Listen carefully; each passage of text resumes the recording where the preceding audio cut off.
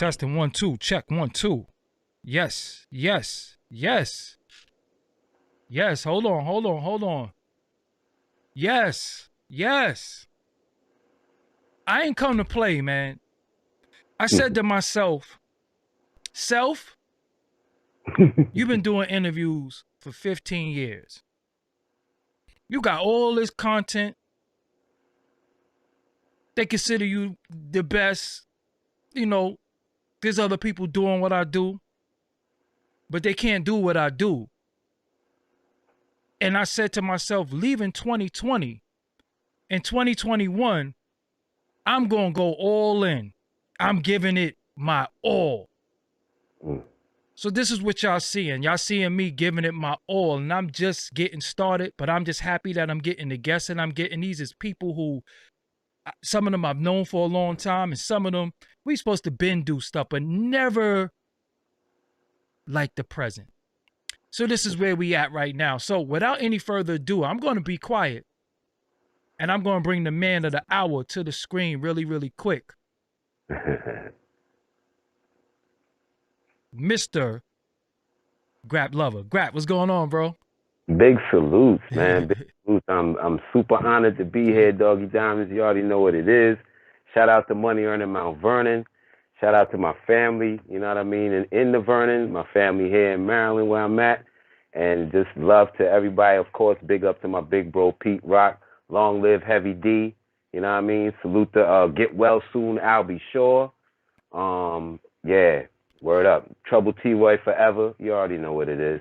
So, Grap Luva, how you get the name Grap Luva? Because you know, I used to say G-Rap Lover. Like, what is the dude's name? How do you get the name Grap Luva? So all right. So Grap came from Hev. Okay. My Twitter name is Hev named me Grap. That's my Twitter handle. Okay. So it's a culmination of my government name. It took me like 2 years to look at it and figure it out. I was like, hold up, Grap. Oh, dummy, duh. So it's a culmination of my government name. GR for my first name, which is Greg. Same name. We got the same first name. Wow. Namesake. I know what it is. Gotcha. GR for Greg. A for my middle initial, and P for my last name, Philip. Makes all the sense in the world right now. I added the lover. hey, ain't nothing of many beautiful things, you know what I mean? So yeah. Ain't nothing wrong with that. So Grap Luva, was you always writing? Was you always a rapper? No, actually, my major contribution, I say, to hip hop is dance. I could dance since I could walk. I've been dancing since I could walk, and anybody who knows me knows, Grap gets it in on the dance floor. You know what I mean? Like, for instance, Hev on Girls They Love Me, when he christened my name, he said Grap had the dance floor packed. You know what I mean? Whoa. So, yeah, that was christening my name, and I'm known for that. Like, I was known for that in the town. I was known for that with everybody. Like, Puff know me for that. Everybody know me for that. You know what I mean? Like, when we was coming up, myself and Puff, I used to go to his house. When he lived with his mom's in the Vernon, I would go to his house and we would, get together, and I would help him make up dance routines and stuff like that. Wow. It was supposed to be like dances together, but I think I was a little bit more advanced than him. So I guess he cut that idea out and he just went for self. Like, he ended up in Dougie Fresh's video and a couple other videos or whatever. So you were supposed to been and treat him like they want to be treated video too? Like, nah. Because he's definitely in that Father MC video. No. I did family. I did Hev, and I did Pete, and Pete and CL, of course. I did mostly family, like, or videos.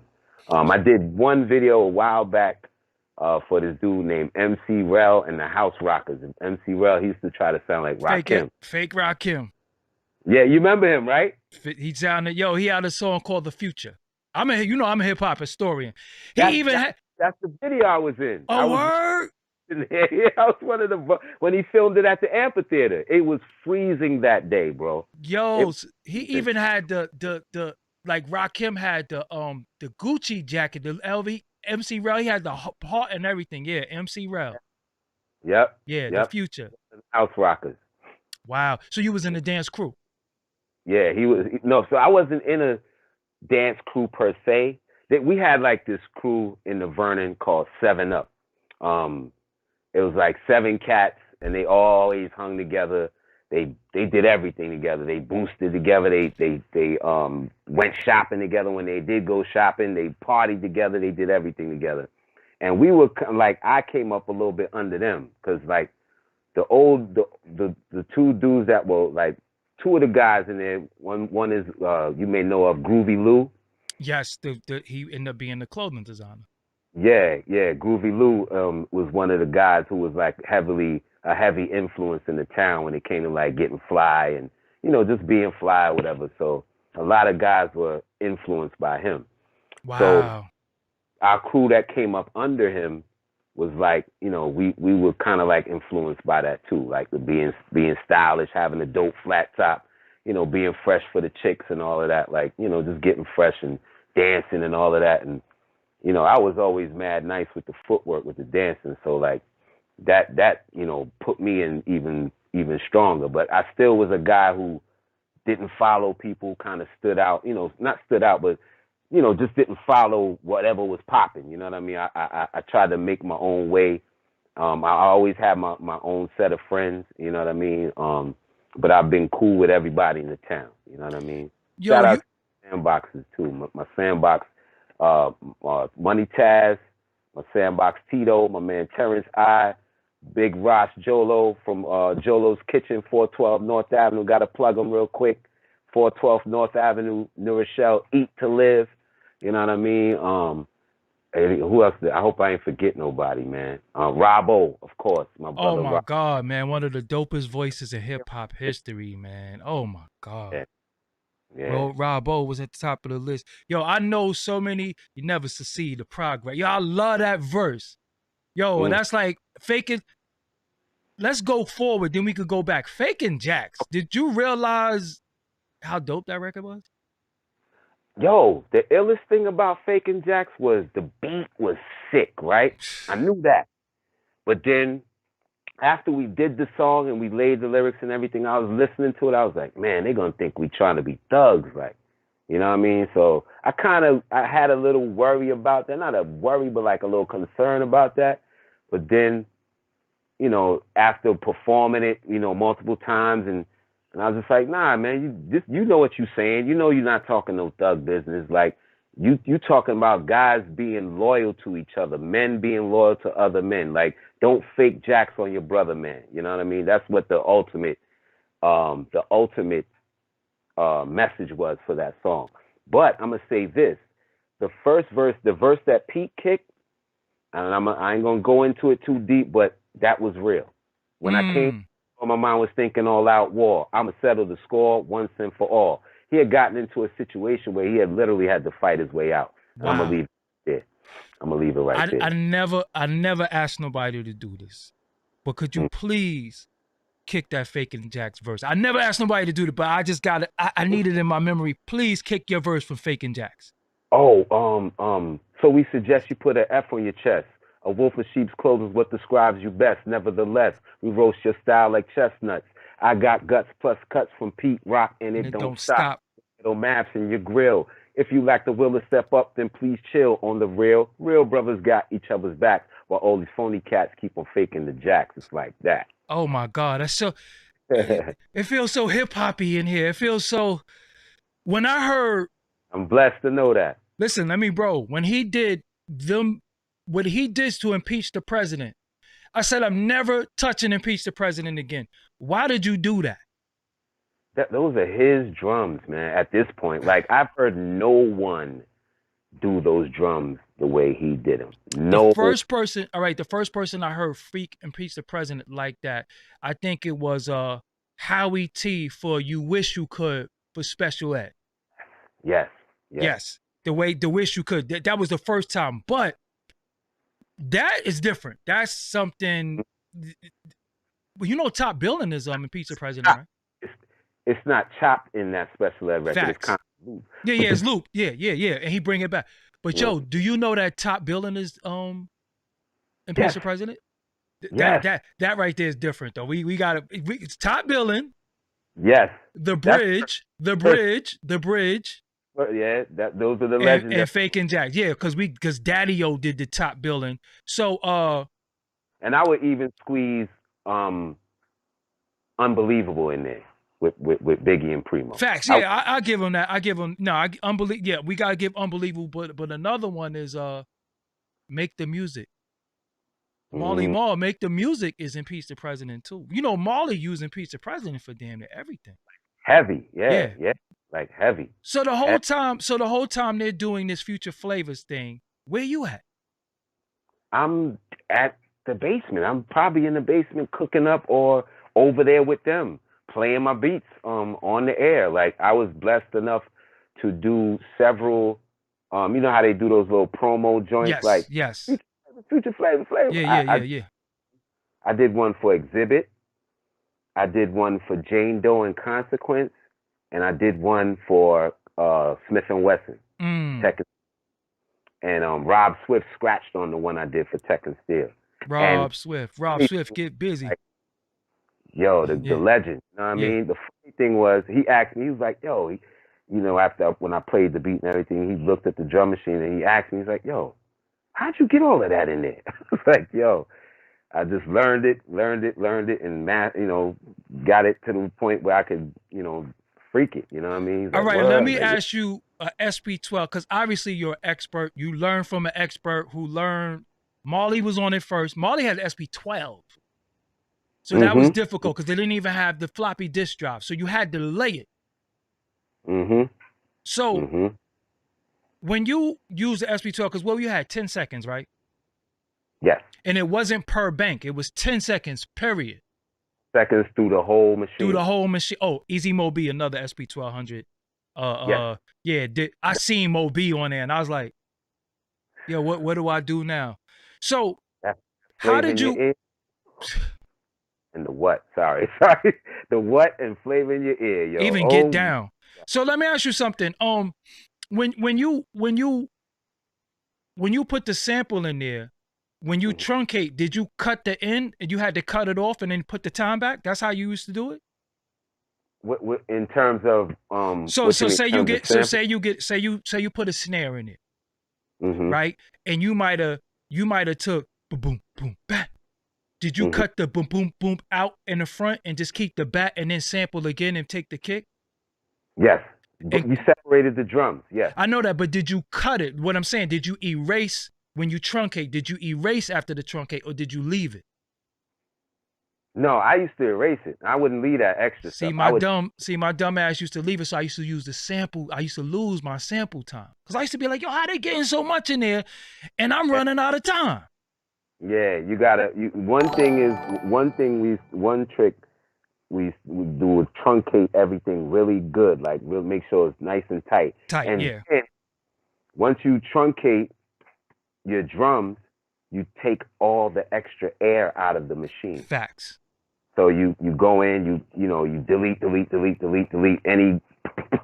anything, like get it all out, and then you got a little more time there, and now you can go in and work with your sample and work it out. You need to work, and then put your bass line in there as well, your bass piece. So you used to do the pitch with the bass line on there? Where y'all got your bass?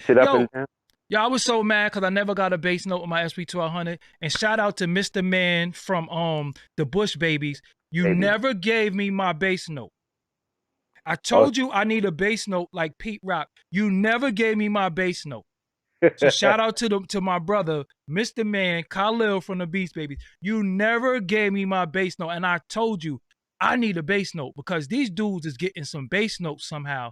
And I don't know how to do that. You know what I'm saying? And Mo B used to be like, nah, you got to look in those, you got to dig in those records. Because he never would give me anything. He would come to the crib and listen to my beats, but he was like, nah, you got to dig in those records. So I was like, damn, a big homie won't even give me a damn note. Because you only need one note. Yes, that's You only need one note. So you also, would you say you ghost produce beats, or did you get the full credit for them? Nah, I got full credit for whatever I did. I didn't do a lot. I only did, like, in terms of Pete, with Pete, I did, no, I'm sorry, I did maybe 3 or 4 joints. I did the Half Man, Half Amazing. With Method Man? Yes, with Method Man. What else was I thinking of that I did? Oh, I did this remix for this group called Incognito. The song is called Roots. Mm. The drum programming for that, and Pete laid the bass line. What else? I'm trying to think of what I did with Pete. Damn, I had them in my head right quick, but I usually get but the ill thing about it's funny you asked that, bro, because we was in Loud Records. He was getting his album artwork done. Mm. Literally, when I tell you, Doggie Diamonds, I walked up on homie, and he was literally doing the credits to Half Man, Half Amazing. And you made sure he put your name on there. I was like, he had it produced by Pete Rock, and that was it. I was like, no. I said it was produced by me and co-produced by Pete Rock. Let's go. I said, yeah, co-produced by me, Grap Luva, co-produced by Pete Rock. He was, all right, bet. And he put it in there like that. And then I told Pete, and Pete was like, oh, word? He's like, oh, all right, cool. You know what I mean? So. So all he did was change the sounds. Yes. Okay. For Half Man, Half Amazing. Just the drum sounds. Just the sound. That was it. So you had the stabs? Yes. Everything that's in there is me. The only thing that's not me is he changed the drum sounds, and he added, and of course any scratches or anything. I don't know how to scratch, so. Got you. Scratches you hear on any record I produced, I didn't do them. Got you. I'm gonna be straight up about that. I've tried to learn how to scratch, but I think my hand is too heavy for it. But I want to ask you, do you realize the swing you caught on that Half Man, Half Amazing? Mm-hmm. Because people don't know. I tell people, no drum machine has the swing like the SP1200. They try to argue with me. No drum machine has the swing like the SP1200 to this day. That 16T, baby. Oh, you 16T. Yo, but look though, right? When the sample was real slow, I would go double the time, and I would use 1/8 T. So say the sample was slow, and it might be like 70. It would sound, you couldn't really catch a swing. So I would put it on 140. And instead of it being a 4-bar measure, now it's a 2-bar measure because it's fast. So you gotta, me and the SP1200, like I said, that's my first girl. You know what I'm saying? That's my first girl. And the ring modulation, that the sound you get from. So ring modulation is the sound. Think of The World Is Yours remix by Nas. When they go, boom, boom, boom, whole world. The way that sound, that's him hitting the pitch on the SP1200, man. The SP1200 did so much, man. Hip hop. And I scratched the surface with it. I'm sure I just scratched the surface with it. I know there was probably way more stuff that I could have learned about that drum machine, but I just was enjoying making music, so I just making tracks. Did you put your beats in step mode? Yes. The song mode. Song mode, but to put it in different steps. Because I learned that. Yeah. Because I used to like to start my beat with something, because I know the DJs would scratch it. So I never just hit the beat. I would and then I would do something because I know the DJs would cut the hell out of that. I learned that from Easy Mo B. So when you did your beat, did you do your programming and then you went back in and held delete to take a kick out every now and again? Did you do that? Oh, you mean like for the song mode? Yeah. I would do segments like that. And then you just organize it in song mode according to the segments. So I would create segments with drops in them and, double drums or brap, whatever, like that. Yeah. What I liked about the SP2 is that you didn't really have to use 2 kicks and 2 snares. Like one kick was so heavy in the SP, you didn't have to double up like that. You know what I'm saying? Like you really, really, really didn't have to. What's one beat that you heard that you wish you did? In hip hop history, like what's one beat that you like, damn, I wish I did that beat? Nog Chomper by Dilla. Nah, Chompra, yo. Oh my God, yo. Man. Whew. Yeah, that moment of silence, man, because whoa. Whoa. I love Dilla. Yeah. Let's Dilla. What I love from Dilla, I think he did this beat called The World Is Yours. No, It's Your World for Common. Yo. That, I mean, we could Dilla all day. Like you know what I'm saying? We could Dilla all day. Slept on producer, Kev Brown. Slept on producer. Kev Brown is another one. Kev Brown, if you leave them drums naked, bro, I'm gonna keep it real with you. Between you, Pete Rock, Grap, if y'all hit them drums before that song come on, I'm taking them. You did that for me. You know what I'm saying? Like Kev Brown. You did some work with Kev Brown. Game drums too. A lot of people took the drums from the game because he hits that like right before the beat drop. Like, before, you know. Let me tell you too. He did a beat for for AZ called Rather Unique. Yes. That's the Funky Penguin drums. Yes. That's Funky Penguin. So when I heard him do, I said, "Oh, I'm gonna hold the S." Yo, I swear, I did. Man, I'm telling you, I emulated everything Pete Rock did. And when I heard the hi-hat, I ain't gonna tell the audience where the hi-hat come from. We talked about it off camera. But when I heard the hi-hat, I said, I got the Pete Rock hi-hat. I'm Pete Rock. And I just straight up and down was putting that hi-hat there. I was going back, taking beats, putting the hi-hat in there because I was like, yo, man, I love the thing. What's some of the most memorable beats you watched him do? Oh, Das Effects remix. I was right there for that. We were playing NBA Live, and I was whooping his tail in NBA Live. So all of a sudden he comes out, yo, I gotta go to the studio. Damn. So I'm thinking he's fronting. Like, you getting, you know, he probably would tell. Like, I stopped playing and he was tearing me limb from limb when I tried to get back on. So I just left it alone. But at that time I was beating or whatever. He's like, yo, I was like, nah. And I was like, oh man. He's like, nah, for real, I got studio, man. I gotta go to Green. I got remix for Das Effects. I was like, oh, all right. So we cut the game off. He went in his bathroom. I went in the other bathroom. We got freshed up or whatever, and then he went down in the basement and stood behind the equipment and just looked at it for like a minute. He just sat there looking, and he just said, all right. And then he just started grabbing records. Drums, boom, bop, bop, bop, bop, bop. 15 minutes later, yo, he was like, all right, we out. I was like, word, you finished? He was like, yeah, it's done. We out. Wow. And sure enough, we left, went to the studio. I think it was Green Street at the time. He might have laid it in, or some other studio, but went, laid it, and there you have the Pete Rock remix. Real hip hop remix, man, straight up. I saw that one. No, just a Men remix. Oh my God. Yes. Just a Men remix. Yes. The beginning, the scratches in the beginning. The slick Rick, something like this, yo. It was his sister on Twitter. She goes her handle. I don't know. I forget her handle, but I know she has Salt in the Game as like her little title. She asks like, what's some of the best scratches you've heard on a hip hop record? And I definitely put that record with it, like Just a Men remix, man. That scratches alone are just funky. You know what scratches is better than that? Let's see what's next on the menu.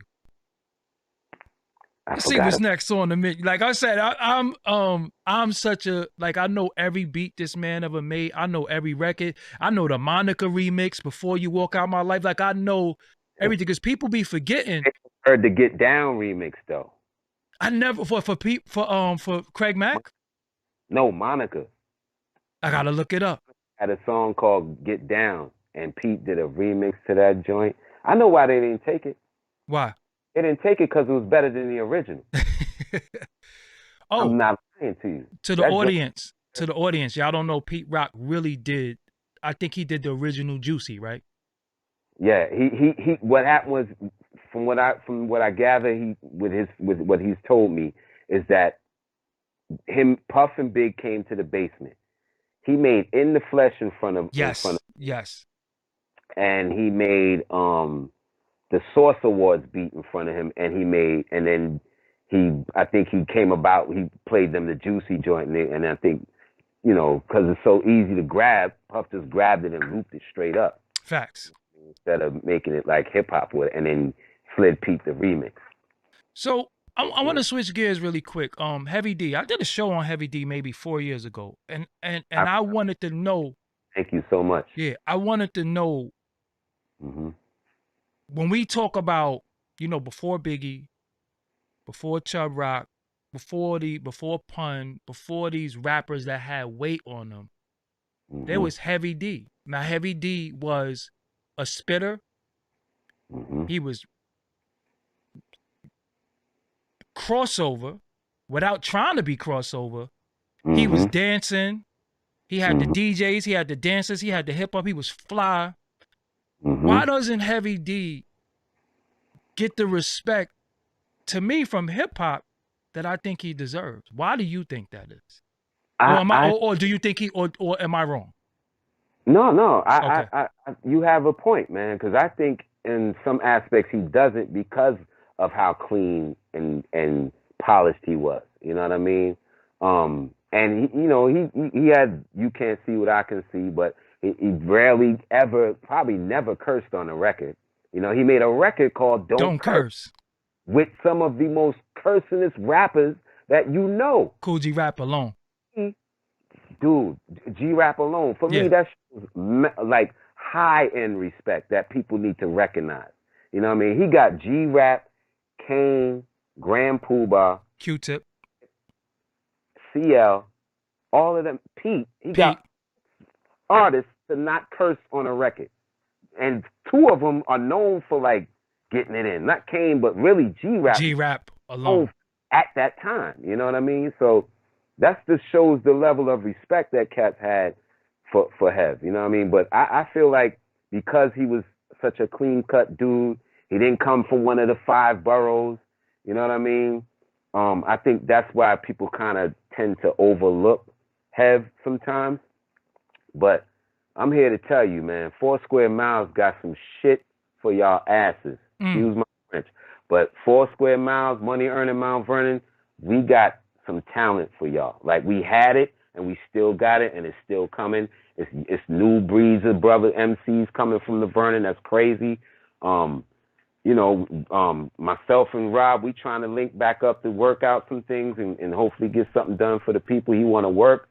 He done sent me like verses he already wrote to beats that I've given him. So I'm like, whoa, like, let's get it in. You know what I mean? So we trying to work again, but it's going to be, under auspices of Robbo and Grap Luva. It's not going to be a completely an I thing. You know what I mean? It's going to be more Robbo and Grap Luva.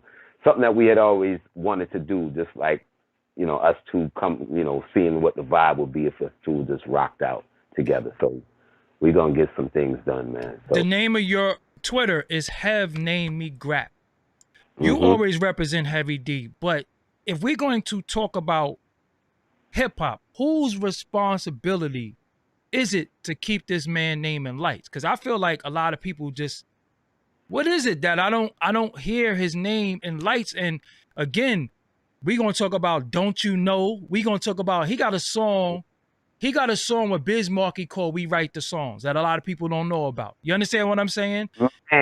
Yeah, he was doing the hip hop reggae stuff. He was doing so much, and he was like 300 pounds dancing before everybody was dancing, and was fly. You understand what I'm saying? Was one of the first ones with the shades. You know what I'm saying? And I feel like his influence was so big and was so bitten and was so taken. But it's like his name is not mentioned. If it's not coming from you or your brother, nobody talks about Heavy D. And I'm like, yo, there's no Uptown Records without Heavy D. Rest in peace to Andre Harrell. They celebrate Andre as they go ahead. I'm sorry to cut you off. The logo was Hev. The fat cat, the Uptown cat. Oh, word? On. That's Hev. Wow. That's supposed to be Hev. And D-Ferg created that logo, from what I was told. D-Ferg is A$AP Ferg Pops. A$AP Ferg's father, yeah. Yeah. So shout out to A$AP Ferg, you know what I mean? I knew your dad, yo. Wow. You know what I mean? Dad was mad cool, yo. His dad was mad cool, yo. Mad cool. Good dude from Harlem, D Ferg, man. Great guy, man. Great guy. And even Mount Vernon, period. It's like y'all contribution to hip hop is large, but you wouldn't even know it. You know what I'm saying? Because Diddy low key is Mount Vernon. Low key, yo. Low key. So why you think he claimed Harlem? Because his pops was there, and he probably feel like the town ain't what it used to be. So, I guess he don't want to rep that. I don't know, man. The nigga, his mama, I could tell you his mama's house, address. You know what I mean? He ain't there no more, but I don't want nobody going there and revisit. Yeah. Like Diddy Moms is here. Yeah. Moms used to live here now, but yeah, he was from the Vernon, B. He was a dude from the Vernon. He didn't go to school in Mount Vernon. He went to an all boys high school in the Bronx called Mount St. Michael Academy. He learned his swag and all of that from cats like Groovy Lou. My man Walt G. Shout out to Walt G. My man Abiola, aka Gio. Ross Abiola. Shout out to him. Those are like my man Rock a Lot. My man Poopa Doug. Brooklyn Will. We had a dude from Mount Vernon we called Brooklyn Will. Interesting. Yeah. So smooth, like we called him Brooklyn Will. So Brooklyn Will, just like it was a crew of cats, like, you know what I mean? And everybody had some level of inspiration on, but Groovy Lou and Walt G had the biggest influence on that man. And dress, Hev. Hev too. And Hev gave him the way, like he gave him the way in. You know what I mean? Because at the same time that I was asking Hev to be on Uptown, work for Uptown, he was asking, and Hev told me, you might not, nah. For some reason he was like, nah, but I kind of know why. You know what I mean? We know why. You know what I mean? But Puff was being persistent about it, so he's like, all right, and he introduced him to Andre, and the rest is history. And Puff was sneaking on the train, riding on the train from Howard to New York, hiding in the Amtrak bathroom, stuff like that, to go to Uptown and work. And then I guess he eventually left school and went there full time. Wow. And then the rest is history. So, because what I don't like about hip hop is that we don't know Heavy D's birthday. We don't know the day. Yeah, we don't know the day he passed, even though I don't like celebrating death days. But we don't know his birthday. There is no Heavy D tributes. There is no Heavy D mix. Yep. Yeah, there's nothing. I watch one of the greatest producers in hip hop turn 50, and hardly anyone better than I. And who is that? Pete Rock, my brother. I watched him turn 50, and no one barely batted a friggin' eye, man. Barely batted an eye.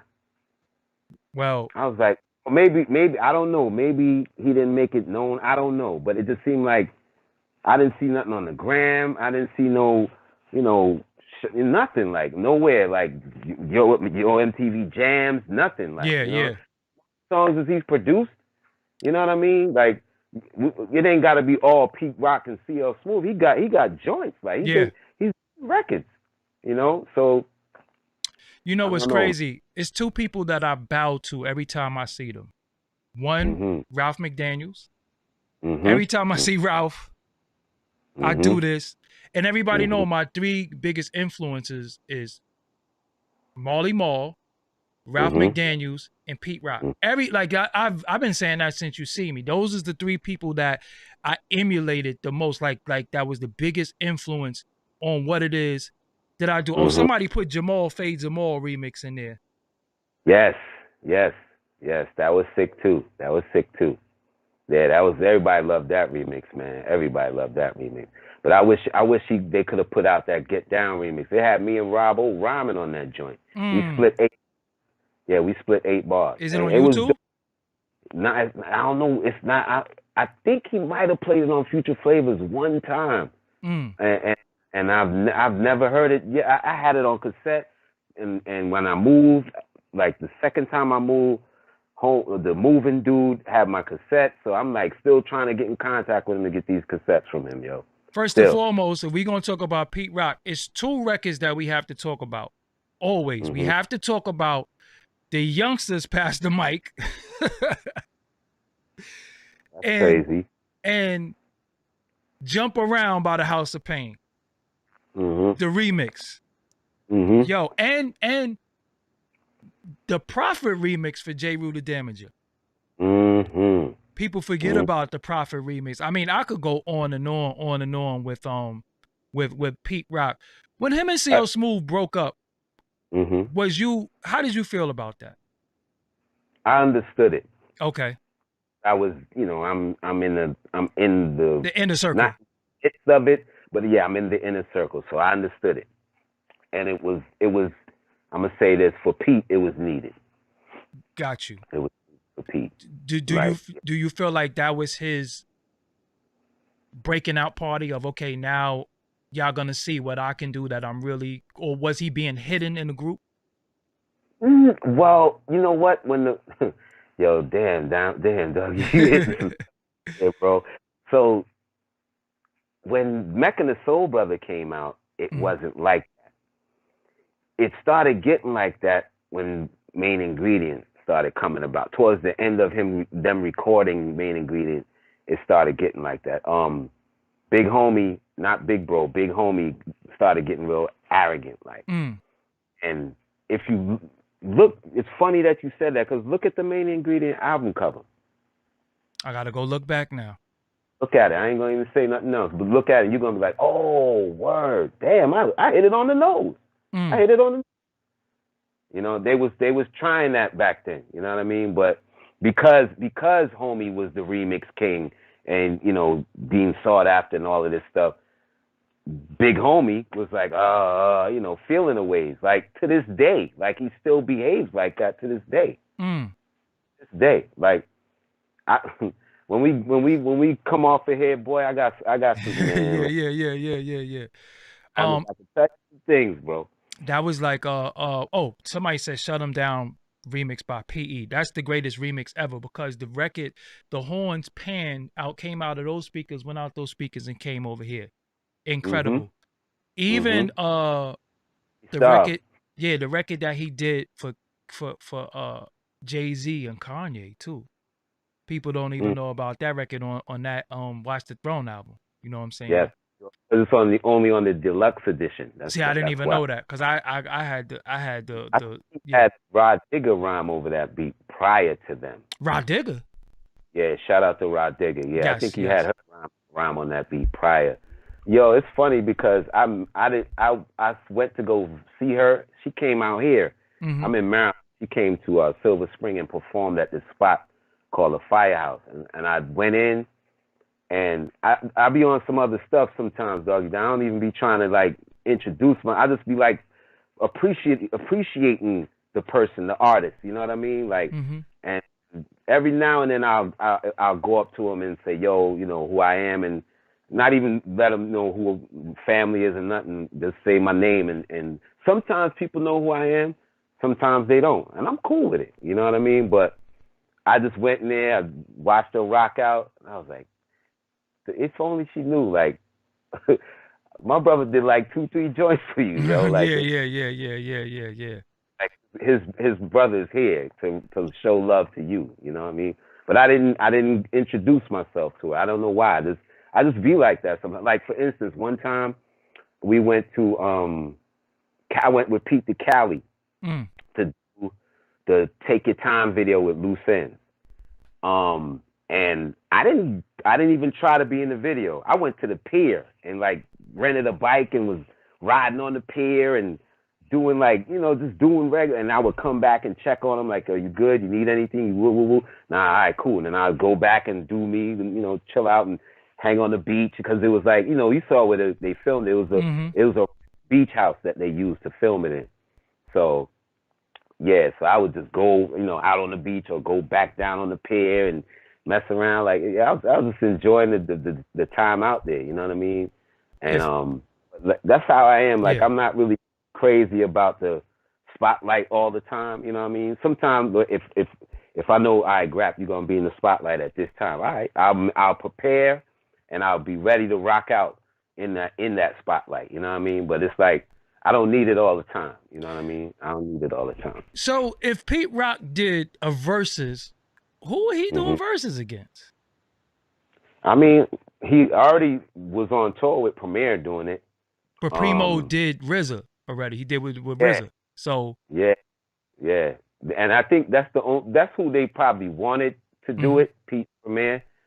But Pete has some like reservations about doing that versus thing. So he don't want to do verses. He's not really like pressed to do it. Like it's we'll talk about it. You know, we could talk about it on another tip, but yeah, he's not really pressed to do that. Got you. Right. Somebody want to know, are you releasing? Sincere Williams wants to know. Thank you for the donation. They want to know, are you releasing any music in the future? Yes. Okay. Yes. My Bandcamp. I have an instrumental album on my Bandcamp now called Sounds of Mount Vernon. It's basically an instrumental, and all the titles are related to Mount Vernon, New York. Like all the titles. Let me see if I would lead the camera and bring it to you. No, what I do is I'll find it and pin it to the top comment will be yourself. I could only really see Pete Rock versus Large Pro or Q-Tip. You know, in that vein. Because anybody A lot of people are saying Pete versus Tip or Pete versus Extra Pete. He's willing to go against anybody. He don't matter.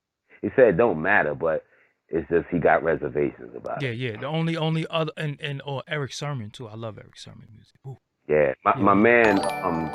Shout out to my brother DJ Tiger. DJ Tiger did a versus on live, like a live. You know, he basically played their records.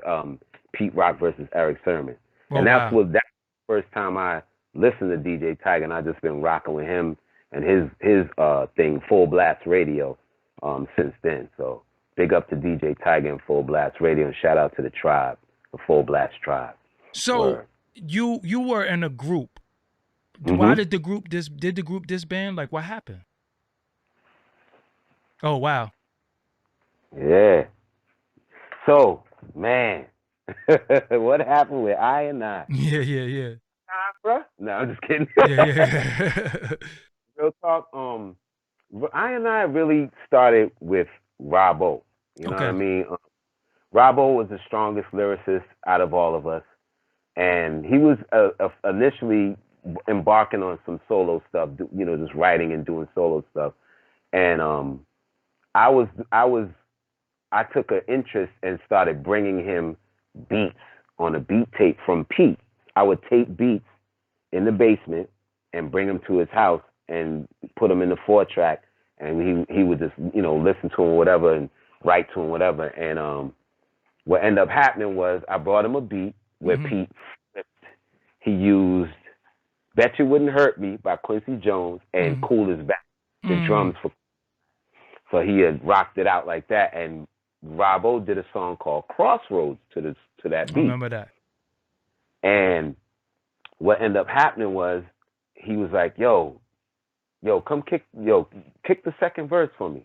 I was like, what? He was like, yeah, he wrote it, but he's like, yeah, I just want to break the monotony of my voice. Like, yo, spit the second verse. So I spit the second verse, and we both listened to it. It's like, yo, it's not too bad. Like, we sound dope going back to back or whatever. So, you know, that idea was the little catalyst, catalyst that was bubbling right there. So we still homies, you know, going over his house and, you know, messing around. We had just gotten an SP and put it in his house, the SP 1200. So everybody was over there learning how to use it and everything.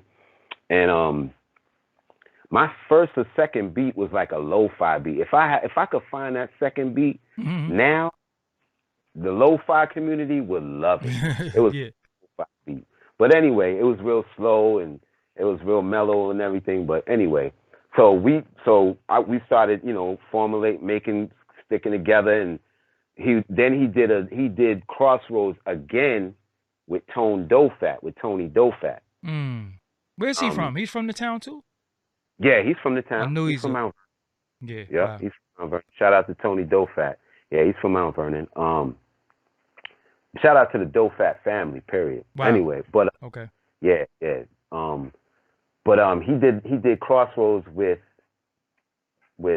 Tony Doe Fat, and then from there, when he did Crossroads, I want to say we did a song called For Your Own Concern, and it was like a song about safe sex, and and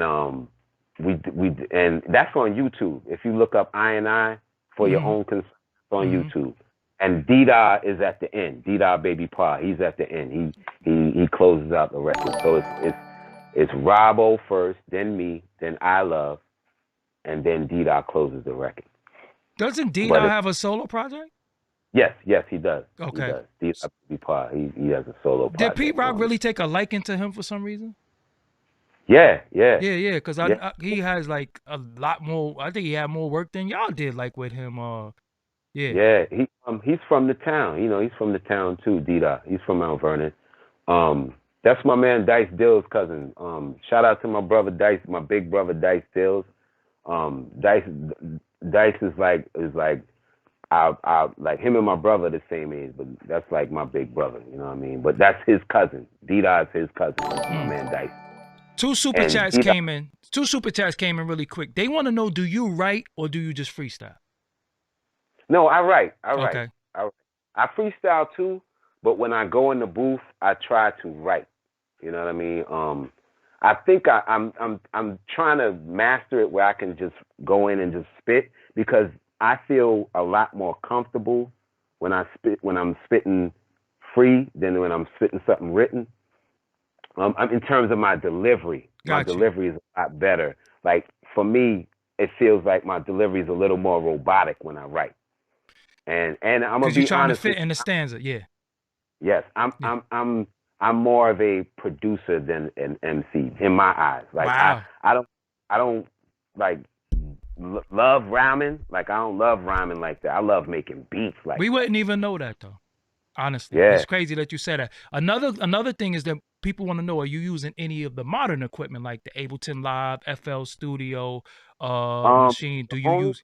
I use is Reaper right now. That's the only thing I use to record. I use Reaper. Reaper, wow. Record. And I haven't made a beat, Doggy, in like since 1999, bro. Wow. Is it? Did you fall out of love with it? No. Okay. My machine broke. Oh wow. And then my machine broke. It fell off of a rack mount, and boom! And when it hit the ground, the drive shot out. The SP. Yes. SP. You ever try to send it to? Does Forat still exist? That's where I sent it. This was years ago. Wow, I mean, okay. It's fixed. It's fixed, but it only plays in mono. So I can't, like, I got to use a splitter to hear beats in stereo. I got to split the sound or whatever. But I can't really move it right now. I will show you. It's right there. Yeah. You ever try? You ever record in Studio One? You ever try Studio One? Not what is that? It's a recorder too. Teddy Riley uses Studio One. Crazy. Oh. Crazy. Yes. A recording system. It's a recording. Yeah, Personas. It's a DAW. It's like Reaper and Pro Tools and all that. Yeah. By Personas, called Studio One. Oh. Okay, I'll look it up, man. Definitely. Yeah, I'll look Studio it up. One. And if Teddy uses it, you ain't got to say much about that, because his ear and his, how he listens to sound is so amazing, man. And him and Dre too, Dre. The sonics is just different, man. Yeah. You could look up. You could look up Teddy Riley Studio One on YouTube. He's on there playing with it. You know what I'm saying? So yeah. Okay. So I'll look it up. What was y'all signed to? Elektra. Soul Brother Elektra. So Pete had a deal with Elektra Records, and it was Soul Brother / Elektra Records. That's who he was signed to. And y'all was the first group, an only group on the label, right? Yeah, we were the only group. Yeah, we were the only group. Well, no, he had an R&B group as well called Taste the Forte, but they never got to come out because the deal got squelched or whatever. So this is Sylvia Rone at the time? Yeah. Okay. Yeah. So y'all there with Missy, right? Mm-hmm. Busta is there. Mm-hmm. Did y'all fit in that Where the focus situation? went. That's where the focus went. That's why I'm asking you that, because they getting them $500,000 videos. Like, what are y'all Videos. getting? Yes. Yeah. Probably 50,000. Yeah. But shout out to Brian LeVar, because Brian LeVar made it work. He did his thing with Faking Jax. The only thing I didn't like was that they did this trick where they shine light in your face, which causes you to squint your eyes, which makes you look like you mean mugging. Mm-hmm. So that's what I didn't like. That was the only thing I didn't like. But other than that, he did his thing with that video. Did y'all try to get Havoc for the video? Nah, we didn't. We actually okay. did. Yeah, we actually did. Got you. We should have, though. Should have, but we didn't. Yeah. Yeah. Think Twice. That's I song? Yes. Is it two versions of that beat? No. Because I remember Sucker MCs, please think twice. You don't know what you're doing. Think about that. Yeah. When I first heard that, I was like, yo. That record has one of my favorite Pete Rock verses ever. Yeah. You watched him write it. I watched him write. He wrote it so calmly and chill, and he's like, yo, Grap, come here. Let me spit this to you. And then you play the beat. And you spit out. I was like, ooh, when he said word to the trouble T-Roy, you know my name, I wanted to punch somebody in the face. That was so crazy, yo. I was like, my God, yo, that's it right there. Thank you for saying that on our record. Like, when he said that was it, yo. I was like, he got that. That was his song. So what's the song that y'all had with the Harold Melvin and the Blue Notes? Hope that we be together. Crossroad. That's it. That's Crossroad. Yo, I was so mad because I just could not figure out how to loop that. And then he just, I'm like, yo, that's what I'm saying. Dude, man, is, yo, I just to enter his brain for like a 10 minutes, I was like, what goes through your mind? So do you come from a musical family? Was the influences is Pops? Yes, my dad was a DJ. Okay. My dad was a DJ for many, and an avid record collector for many years. Mm-hmm. He taught us how to hold records, all of that stuff, like, how to care for them and things of that nature. And then one time, we lived in the Bronx before we lived in Mount Vernon. I moved to Mount Vernon when I was 4 years old. Pete was probably like 5 or going on 6. And I went in the living room and I took my dad's 45s and stacked them all up on the turntable. Mm-hmm. And I guess I must have left back out. The next day when I tried to go back in, there was a big TV blocking the doorway. Wow. He put some old TV that we had, some big old TV, to block me from coming in there, yo. And that stayed there probably till we moved out of there, yo. I swear. So SB1200. So the SB1200, did you ever sample on 45? How did you get, because if you sampled on 45, you had to do it on 33, right? You did it on 45? Yeah. I could never catch it, man. Yeah, sometimes we would sample on 45. I prefer to catch the original record. 33, right? Yeah. Yeah, because that ring, when you catch it at 45, when you slow it down, it has that ring to it, which kind of, it's cool, but sometimes it was like, nah, I don't want that ring in there. Yeah. So was that ever your pen behind some of the Pete Rock verses? No, I only lent him a bar here and there. Like, I used to lend him and have bars, like just a bar, like literally, like you get stuck for a second. All right, say this, and I bet, and then they say, oh yeah, that worked, and then they'll keep writing. You know what I mean? But nah. But he admitted. Go ahead. He admitted that sometime it was Grand Poobah pen for Pete Rock. Yeah. But we thought it was you though.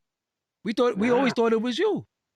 Nah, Poobah wrote The Creator, Soul Brother #1, and that's it. That's what he wrote. And then for the second album, he had Rob help him write Escapism for him, and I think that was it.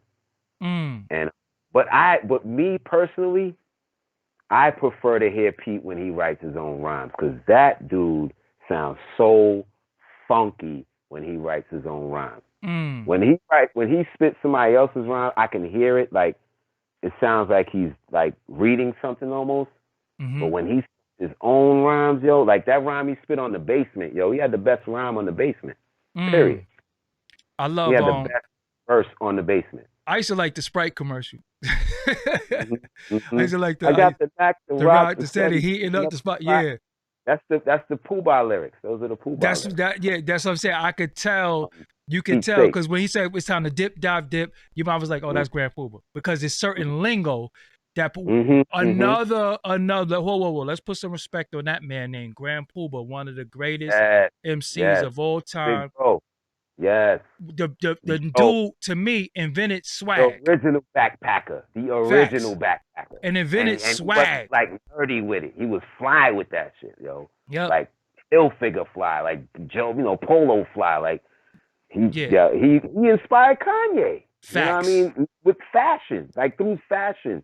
Not even his lyricism, like fashion. And Kanye was a big fashion guy. Yes. You know what I mean? Enough respect to K-Dub, but yeah, Pooh Bah influenced that, man. Like 914, man. 914 influenced that. Yeah, because Murder. it's deep, because when you think about Grand Pooba, Mary J. Blige was riding. He was so hot that check it out, y'all. Check it out. With the impeach the president and just the yo, that's like one of I drink a Snapple and I wet my Adams out. Grand Pooba flow. He killed it. I drink a Snapple, man. I wet my Adam's apple. Like I'm just like, yo, how do this dude rhyme so effortlessly? Yo, fluid. Yo, effortlessly. 914, yeah, definitely. So what's the 914? What's the town? 914 is Westchester County. The people popping out of the 914, YO. Shout to the Locks. Big salute to the Locks. One love to DMX. I love you, brother. Stay strong, stay safe. Mary J. Blige, you know what I mean? Then you go to New Road, you got Brand Nubian, you got Rough House Survivors. Then you go to White Plains. It was a young lady that sang. She had a hit joint. I forgot her name. She did the Don't Be Wasting My Time. Yeah. Yes, I'm trying to think of her name. It'll come to us. She's from White Plains. Yes. Okay. Right, and then of course, Mount Vernon. Mona Lisa. My name is Mona Lisa. Yes, Mona Lisa. I'm telling you, I'm a hip hop historian. It just pops in my head, Mona Lisa. Because her first. Go ahead. Vernon. This is the Vernon. Wow. Heavy D, Trouble T. Roy, Al B. Shaw, Eddie F, G Wiz, Pete, CL, myself, Rob O, Jeff Red, and Case. Wow. And we're gonna do one for the ladies too. Shout out to Misa Hilton. Misa Hilton's from Mount Vernon. Shout out to her. Deja Stevens, is Olympic track star from Mount Vernon. Our mayor is a female from the town. Wasn't Wolf from Mount Vernon too? Wolf was from Edenwald. The Valley. He was from the Valley. The BS. That's not 1-4. Oh, that okay. Nah, that's the Bronx. The Valley. Okay, the Valley was serious too. Valley was no joke. Where could they get that shirt from? HumbleMonarch.com. www.humblemonarch.com/shop. Okay. And it's called a BOMV t-shirt. Hold up. So y'all got Al B. Shaw. Mm-hmm. Wow. Case. I like some Case. Case made some records I like. Look at the names on Jeff Red. You called and told me. So Jeff Red is the one who discovered Mary, right? Yep. He's the one who turned her tape into Andre. Yep. That's a lot of Uptown records on there. My mom. Jeff lived around the corner from my mother. Wow. Somebody said Denzel Washington is also from Mount Vernon? Yep. Denzel, Art Carney, Captain Lou Albano is from Mount Vernon. they like who? We know who Lou Albano Art is. Carney from the Honeymooners, man. Got you. Jackie Gleason, OG. Dick Clark is from Mount Vernon. Wow. Ben Gordon, that played for the Bulls, is from Mount Vernon. Oh, word? Wow. Yeah. Tammy Roman from Love and Hip Hop is from Mount Vernon. That's Kenny Anderson, baby moms. That's where we really knew her from. Yeah. Yeah. She's from Mount Vernon. Tammy Roman. Eddie F. Eddie F is Eddie from? F. Yeah. Yep. Eddie F. Untouchables. Man. That was the name of his church. Yeah, right. Everybody church, But it's like more than that. Like my man from The Sopranos is from Mount Vernon. The big nose one, Michael Imprioli, the one who he played the bartender in Goodfellas that Joe Pesci killed. Got you. Oh yeah. He's from the Vernon. Yeah. Wow. the dude, it's a dude in the first Spider-Man movie. He played a cop. And he's like, something wackadoo. And something, he says something. He's from Mount Vernon, white boy. Wow. He's Italian. Adore, my man Eddie Castellano. He's from Mount Vernon. I'm so mad. I ain't gonna front, man. I'm so mad at that. I love the beat, but I was like, I love the record, but I was like, damn. Cause you know, Gangstar used that same sample. I used to say, damn, do Pete Rock be hearing Premier and be trying to get him on certain stuff? Cause that's a Gangstar thing. But when I heard that, I was like, let it all hang out. Oh my God. Adore. That's like one of the greatest hip hop records ever. So did you fall out of love with the industry? Yes. Why? Because it did so much it showed me a lot of bullshit. Like it showed me a lot of BS. It temporarily separated me from my brethren. You know what I mean? I didn't like the way they treated folks from the town. You know what I mean? Like it wasn't enough to me. Like the industry didn't really respect Mount Vernon, but Mount Vernon made, especially when New Jack Swing came, yo. Like we came through and just dominated that thing, man. Like it was us and Teddy. Like literally, Eddie F, the Untouchables, that team, and Teddy Riley, because it was Eddie F, Dave Hall, who did If You Love Me, Show It. For Brownstone. Remix. Brownstone. The remix with the K solo beat in it. Doom doom. That's the whatchamacallit? Eric Sermon talks about that in my interview. Word. He talks about that in my interview. He talks about, look at the Eric Sermon interview. He talks about, because he got a plaque for that. Oh, wow. Yeah, he got a plaque because he was like, yeah, they used my drums. You know what I'm saying? Yes, remember? Spellbound drums. Yeah, he did Spellbound. Oh, wow. Okay. Yeah. Oh. Yeah. So Dave Hall, man. So he's from the Vernon, you know, that he was down. It was Eddie F, it was Eddie, Pete, Dave Hall, my man Neville Hodge was a keyboard god, like church keyboarder, you know what I mean? So, you know, he played on Lots of Lovin' and all of that, and Somebody for Me and all of that stuff. He played on all of that. Yeah, Neville Hodge. Who else was in that? This kid named Willie Guns got down with Untouchables later on. I think he even put my man, this other cat, not my man, but this other cat, Spunk Bigger. He put him on there too. I forgot what beat he did. Spunk Bigger. I'm about to think. Spunk Bigger did. I think he did a beat for the YGs. I know he did a beat for Robbo too. Okay, I remember that name. Yep. Yeah, he did a beat for Robbo, and I think he did a beat for the YGs. Did you see the YGs interview, homie from the YGs? How much was he saying was accurate? Accurate. Damn, that's all we gonna say.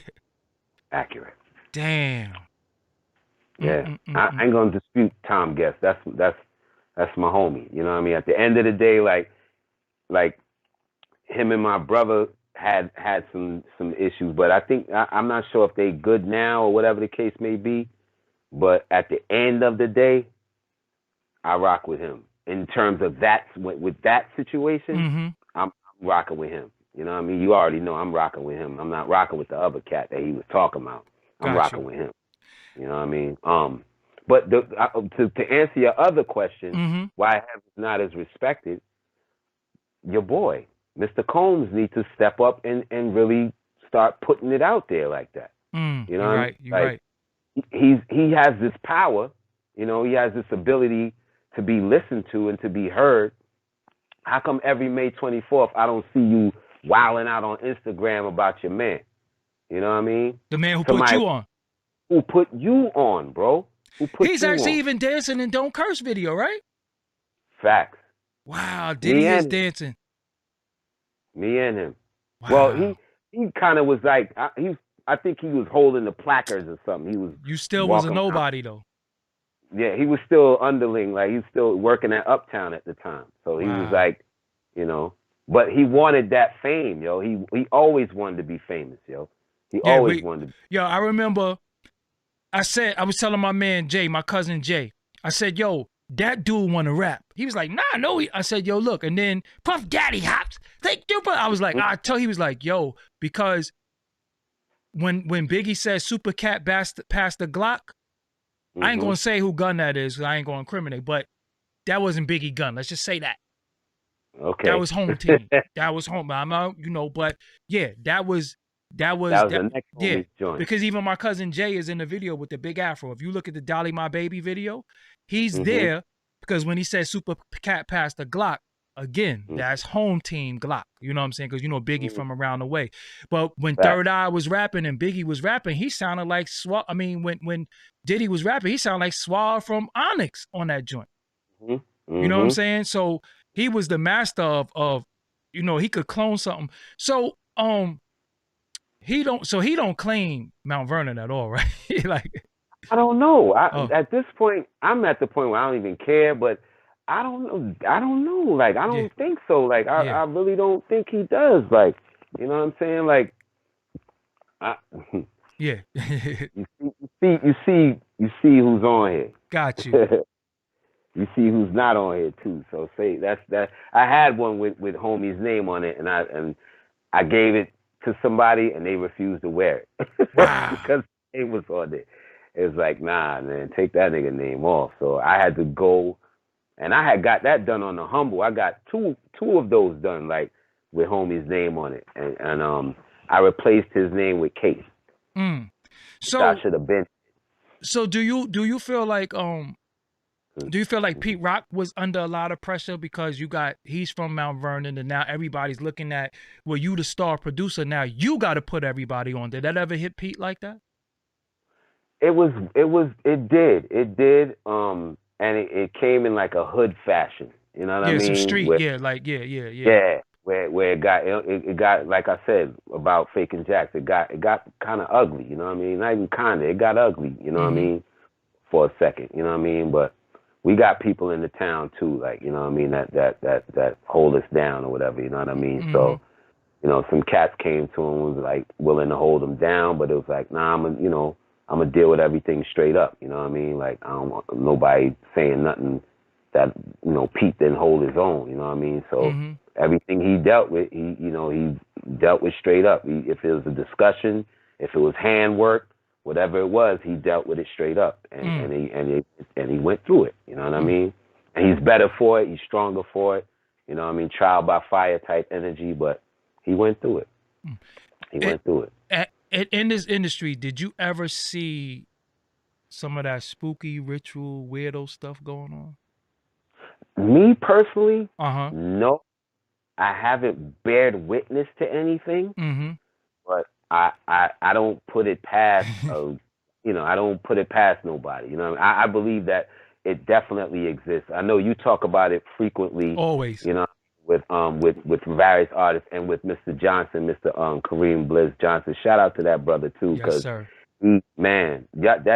discussion y'all had with about the T.I. discussion, that joint was nice, man. That was a good build up there. I was definitely tuned in and locked in on y'all, like heavy, like, and like going,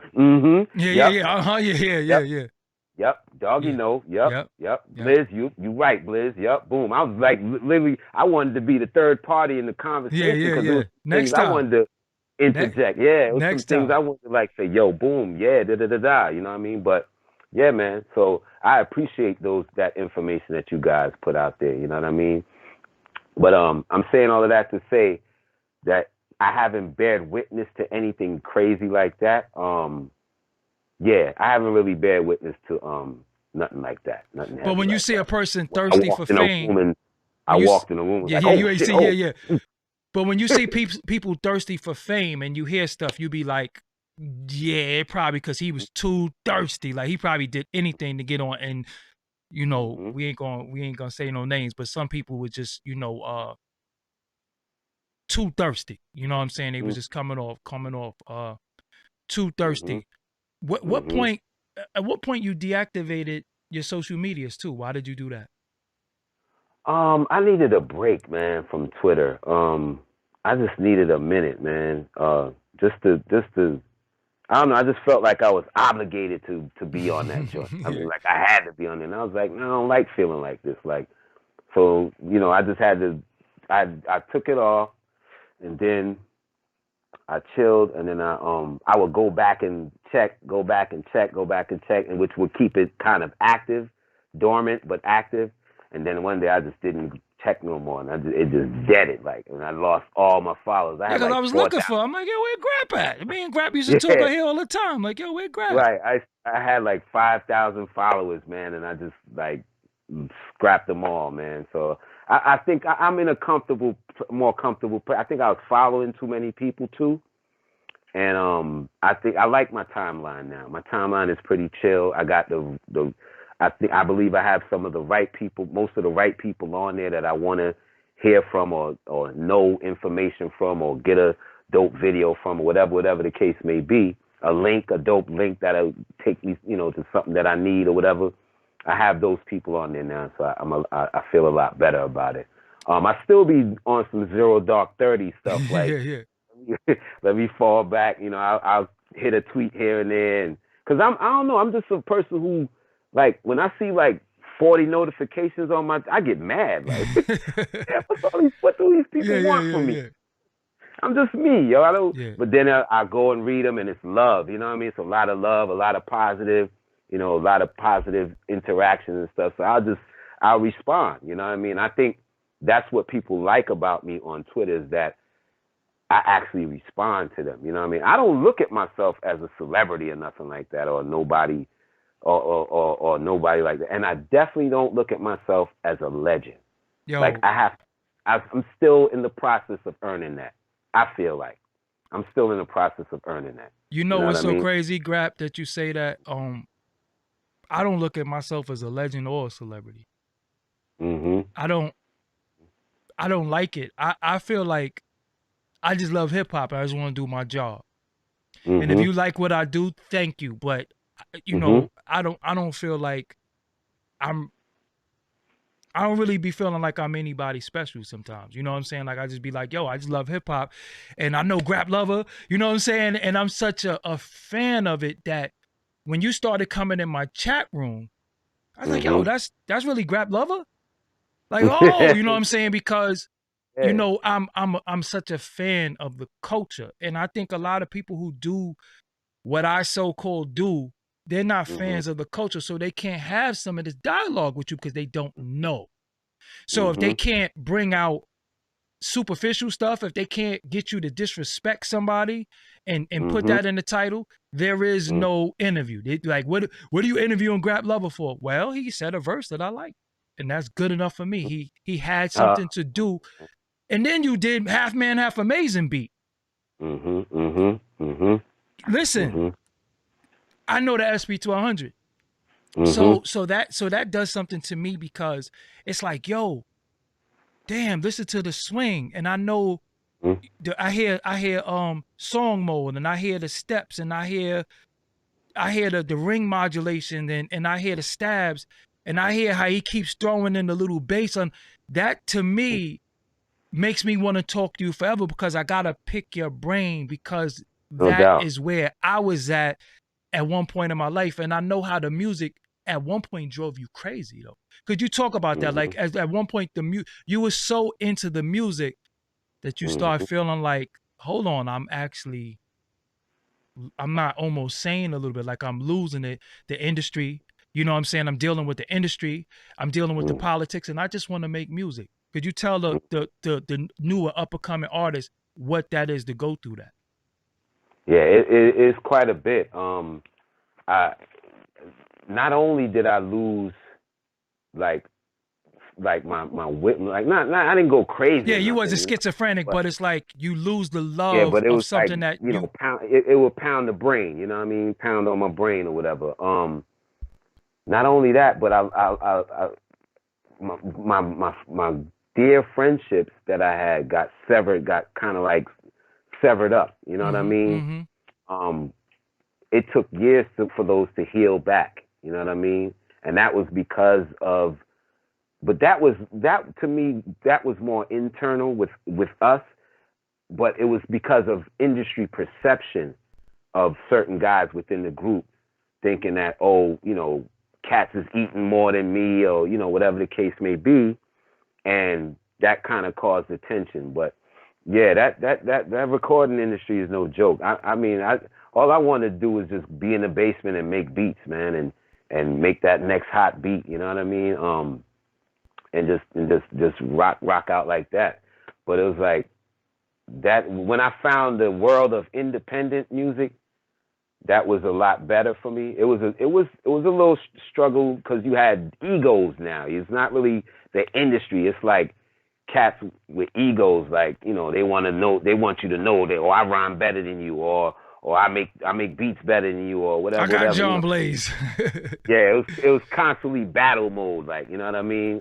But when I found that niche, that was cool. I didn't after Faking Jax and then the album got bootlegged, I didn't want nothing to do with that record. Like I didn't want nothing to do with that album either. Like, and it got bootlegged, and then people tell me this. I don't know how you measure this, but they say it's the most bootlegged album in the history of hip hop music. Wow. I album. I don't know how you measure that. I don't know how. How the hell do you measure a bootlegged album when it's bootleg? You know what I mean? It's like sales you don't know about. You know what I mean?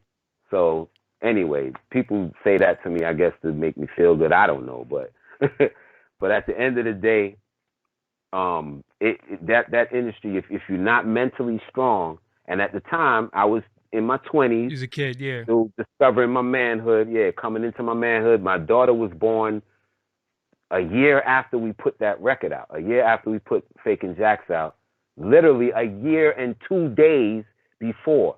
So Faking Jax came out May 7th, 1996. My daughter was born May 5th, 1997. So all of that played into, like, you know, where my head was and stuff like that. Just trying to find myself as a young man. So how much did your faith play into your growth? A great deal.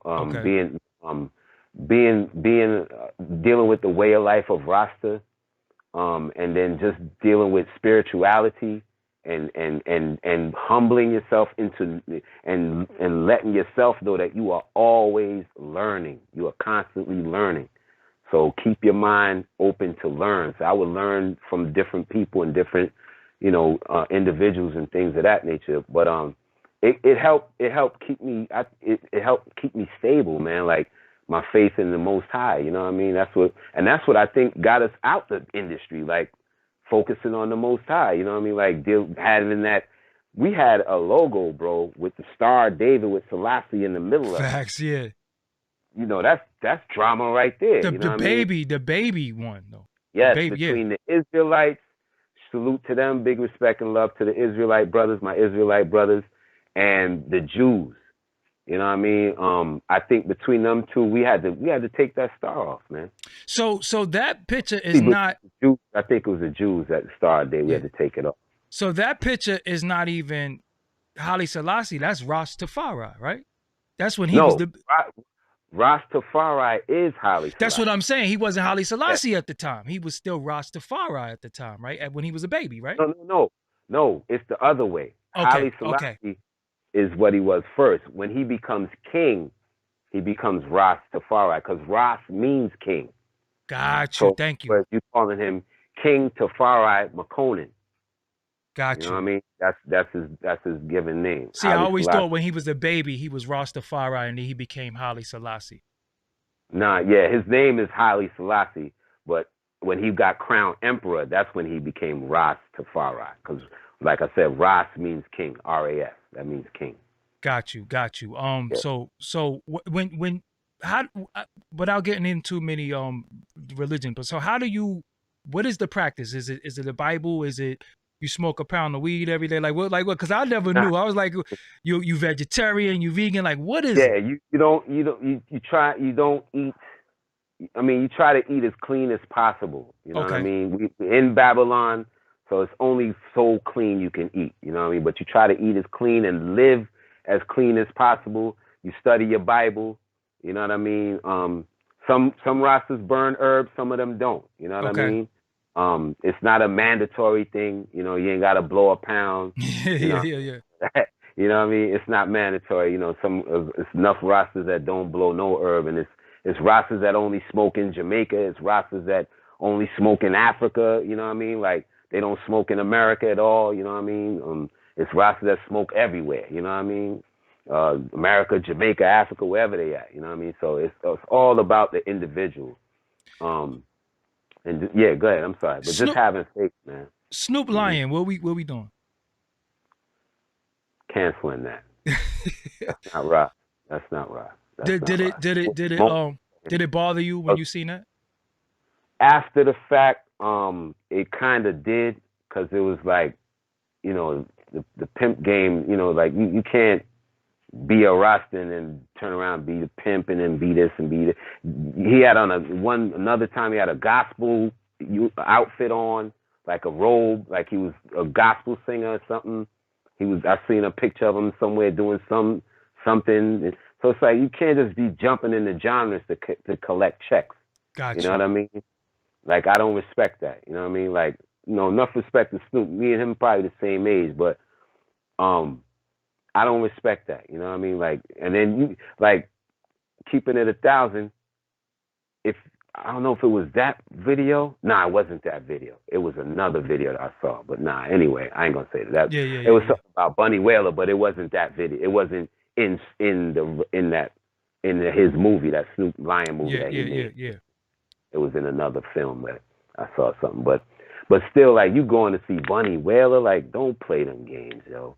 Yeah. Like you see them folks all around you, like giving you like big love, like, you know, showing you the way, like, you know what I mean? And you kind of just using it as a marketing thing. You know what I mean? Like I don't hear you running around talking about Rastafari, Snoop Lion in the building, like one love to my Rasta brethren. I don't see you doing that. You know what I mean? So I know it was a grab for you. You know what I mean? And I can't. Somebody say Faking Jax. Pretty much, yo. Pretty much. Salute to whoever said that. Yeah. Mark Bromo says Snoop Faking Jax. I'm Jax. trying to say it nicely, but that's what it is, man. You can't do that, man. You can't play with people's way of life like that, because that'll produce bad karma for him. You know what I mean?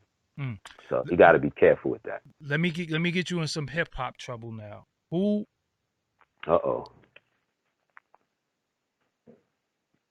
Tupac or Biggie? Biggie. Okay.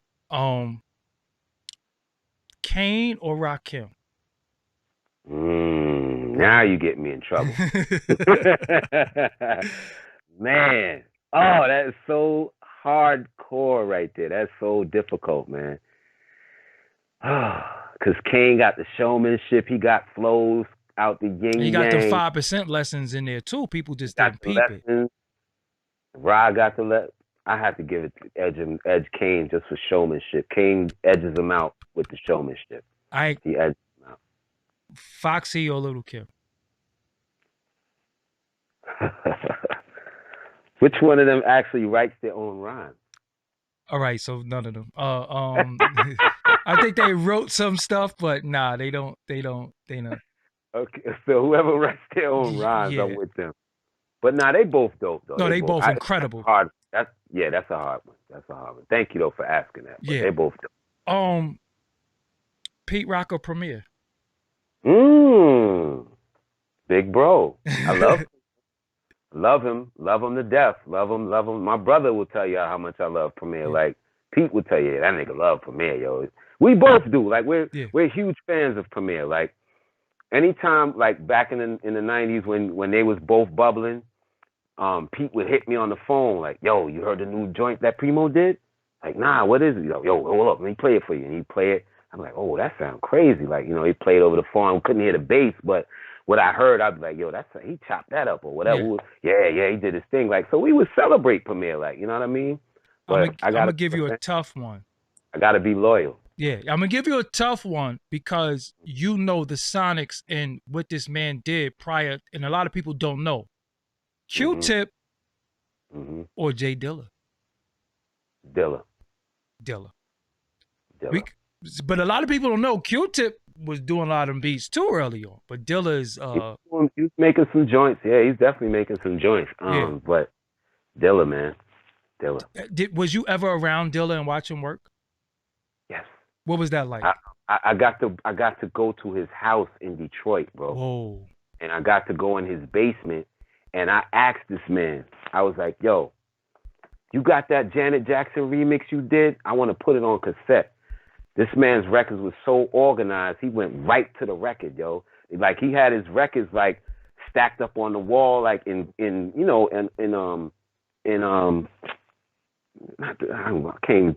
brain farting right now. Yeah. Shelves. Mm-hmm. I'm trying to get the word shelf out my head. Shelves. He had them in, shelved up. And I was like, yo, you got that Janet Jackson remix? The Got It Till It's Gone, but the one you did, the JD's Revenge. Yes, like, yeah. I got it. Hold up. And he went, brrr, pop. He's like, hey, pulled out the record. I recorded that record in his house. This dude left us in the basement and was like, yo, y'all do what y'all do y'all thing. Do your thing, man. You good. I'm going to be right back. This nigga went to the strip club. Dilla loved the strip club, man. So he went to the strip club and left us in the house. I had went there with Pete so he could record Once Upon a Time with him. Because Pete provided the original track. And then then he gave him another track, and then Dilla touched up that track. Yeah. Who's the best member of Wu-Tang, lyrically? Ooh, yeah, you definitely get me in hip-hop trouble. Man, between Deck and Master Killer. You said Wu-Tang, the best lyrically is Deck or Master Killer? Yeah. I've never heard nobody ever say Master Killer. I ain't gonna argue with Deck, but I've never heard nobody say Master Killer. Like Master Killer because of his clarity. Like you can hear everything he says, and he's very dope on the mic. He's an ill lyricist. Like, and it's just the straight aheadness. Like now for like, I love them all. I love all 9 of them. God bless ODB. I got to be in his presence too. Old Dirty, and watch and seen him perform. I don't know if you have ever heard of this cassette, this tape that came out, this album called Ill Style Live. I'll have to look it up. It was it's Elektra East West artists, and Elektra East West artists did a showcase. Okay. And it was Adolf the Assassin, it was D-Dog Baby Pa, and old Dirty Bastard closed it. And my man Talent, the comedian from Mount Vernon, host. Yeah, he used to always do that. Talent used to do that sound. It's comedy. I went to high school. Yeah. My dog. Yeah. I could get you in another trouble. Another question. Marley Marl. Uh-oh. Or Larry Smith. Oh God. Oh, you just punched me in my face, bro. You just hit me in my mouth, man. Oh, my God. Where do I go? 2 big influences of mine, man. Big influences. Larry Smith, Marley, Howie T, Paul C. I'm gonna get to your answer, though. Paul C. Whoa. Woo. Girls that got him locked. Pump it up. The way he made Give the Drummer Some sound on Ultramagnetics record, yo. I didn't even know he did that. Wow. If he didn't do it, he mixed it. Somebody said I'm foul for that question. The Most High said I'm foul for that question. But no, Larry Smith or Marley Marl. Let's do it. Thank you, bro, for looking out for me. I would say Marley edges Larry out because of the amount of hip hop he created. You know what I mean? Like Larry was on another level. Like Larry was making music. Yes. You know what I mean? Marley was making like hip hop, like boom bap. Before we knew what boom bap was, he's the boom bap founder. Yes. He's one of our OGs of boom bap. So Larry was making like songs, like music, you know what I mean? Damn, when I think about One Love though, oh man. Yeah, yo, that's what I'm saying. One Love and 5 Minutes of Funk, yo. Like 5 Minutes of Funk is in my top 10 of all time favorite hip hop songs. Yes. Ever. 5 minutes of funk, yo. There's nothing that touches me like that record. That beat, that Ralph, man, Ralph McDaniel. Oh yeah, salute, yo. That's salute. If Ralph McDaniels is Yoda, I am Luke Skywalker. I feel you. That's what I always call him. You Yoda, I'm Luke. You know what I'm saying? Because I'm definitely a young Padawan. That without a doubt. You definitely Capone and Noriega. Okay. Or Mobb Deep. I knew you was going there. I knew you was going. As soon as you said CNN, I was like, I'll go with Mobb. Rest in peace, Prodigy. I love Nori, love Capone, but I'll go with Mobb Deep, man. Let me give you a tough one that people might be quick to answer, but I know you know hip hop, so you're going to think it over a little bit. Okay. Nas or Tragedy Gaddafi? Ooh.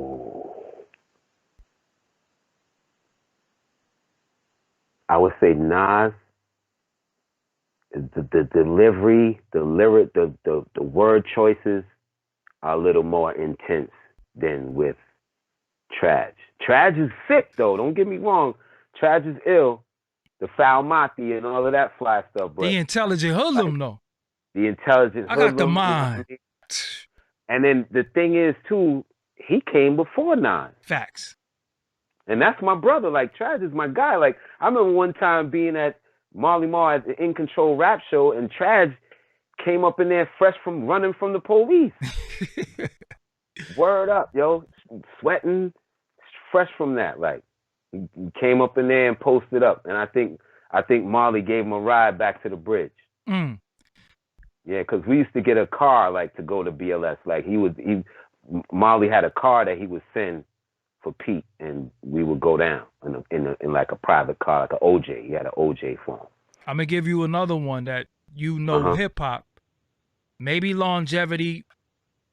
We might give an answer, but let's talk about early on. LL Cool J or MC Shan. Oh! I thought you were gonna say Hev.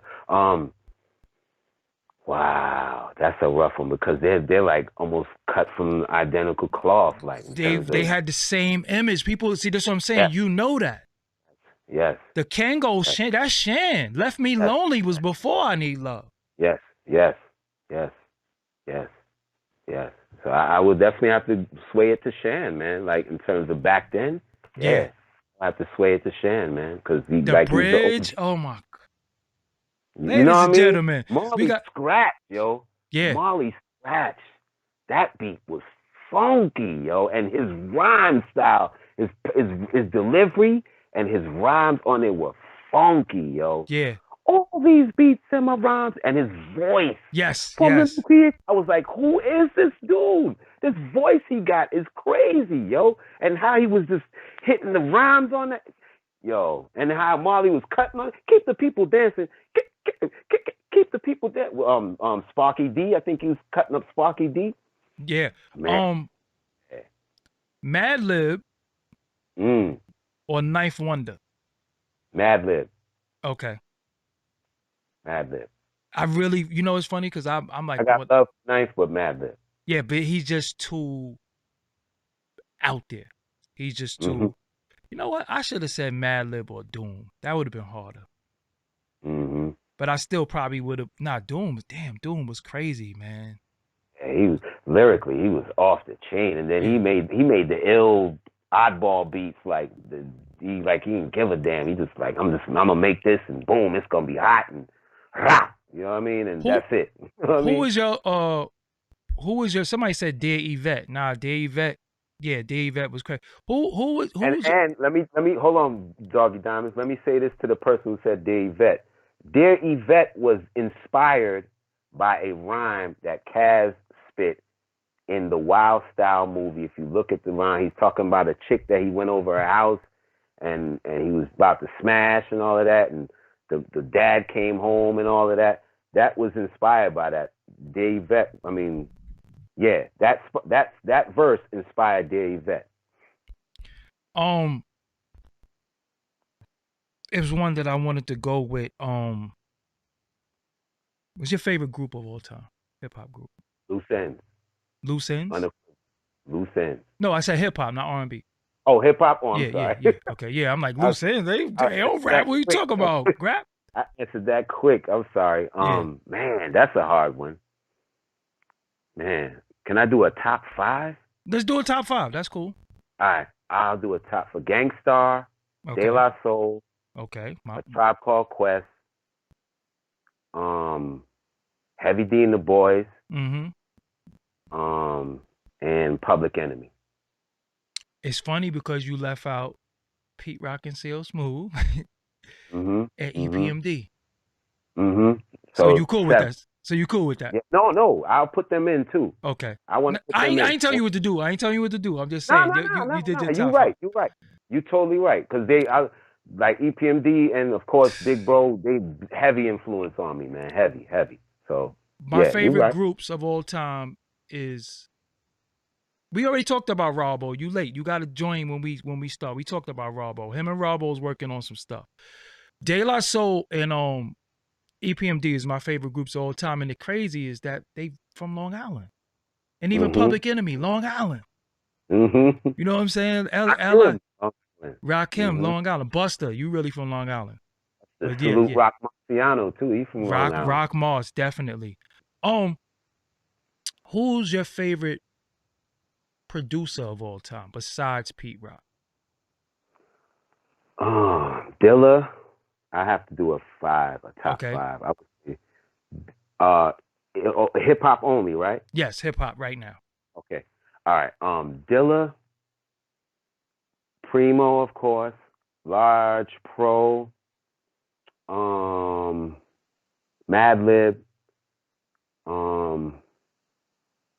who else like really gets me going? Like that's it, really. I mean, I may have forgotten somebody.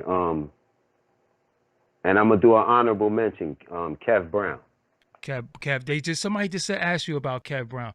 Do you think I love Kev Brown? Me and Kev Brown DM like every other day. Nice. Do you think the sound that people mistake him for your brother too much, that it kind of hurt him? I don't know. I've heard things that he's created that were incredible. Yes. You know what I mean? So me personally, I wouldn't have. I knew the influence came directly from Big Bro and Dilla. You know what I mean? But more so from Big Bro. Me personally, I didn't think like that. But maybe the industry kind of took it like that. Yes. Like we already have a Dilla, we already have a Pete Rock, we already have this type of sound. Like so, yeah, we might rock with you here and there. But nah, he made heat, man. That brother made the Brown heat. Album. Yes. The Jay-Z album, the Brown album, yo. That's the best one. That's the best one. Yes. Fuck that Gray album. That shit was trash. Yeah. And anybody else? Yeah. Sorry, excuse me. No, I'm just saying. Sorry. You know when somebody curse, they mean it. You know they mean it. Yeah. Yo, that joint was trash. Any other version of that album was the trash. Brown albums. I don't even listen to the Black album. I listen to the Brown album. Me too. Facts. Oh, I don't listen to the Black album. Any new artists out that you listen to surprise us? Of course, Conway, Add Two, brother from Chicago. Okay.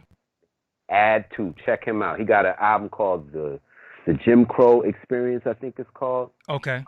He mailed me a copy of it. Okay. That brother's nice. Brother's nice. YU is a brother from here. He's a brother from the Maryland, this area. Okay. Very nice on the mic. I may be forgetting people that I listen to. Vitamin D. Vitamin D is from Seattle, Washington. That brother. Now, if you want, I'm gonna give you something, doggy. Go to his Bandcamp page, Vitamin D. Everybody who's listening, go to his Bandcamp page and listen to his Flips series.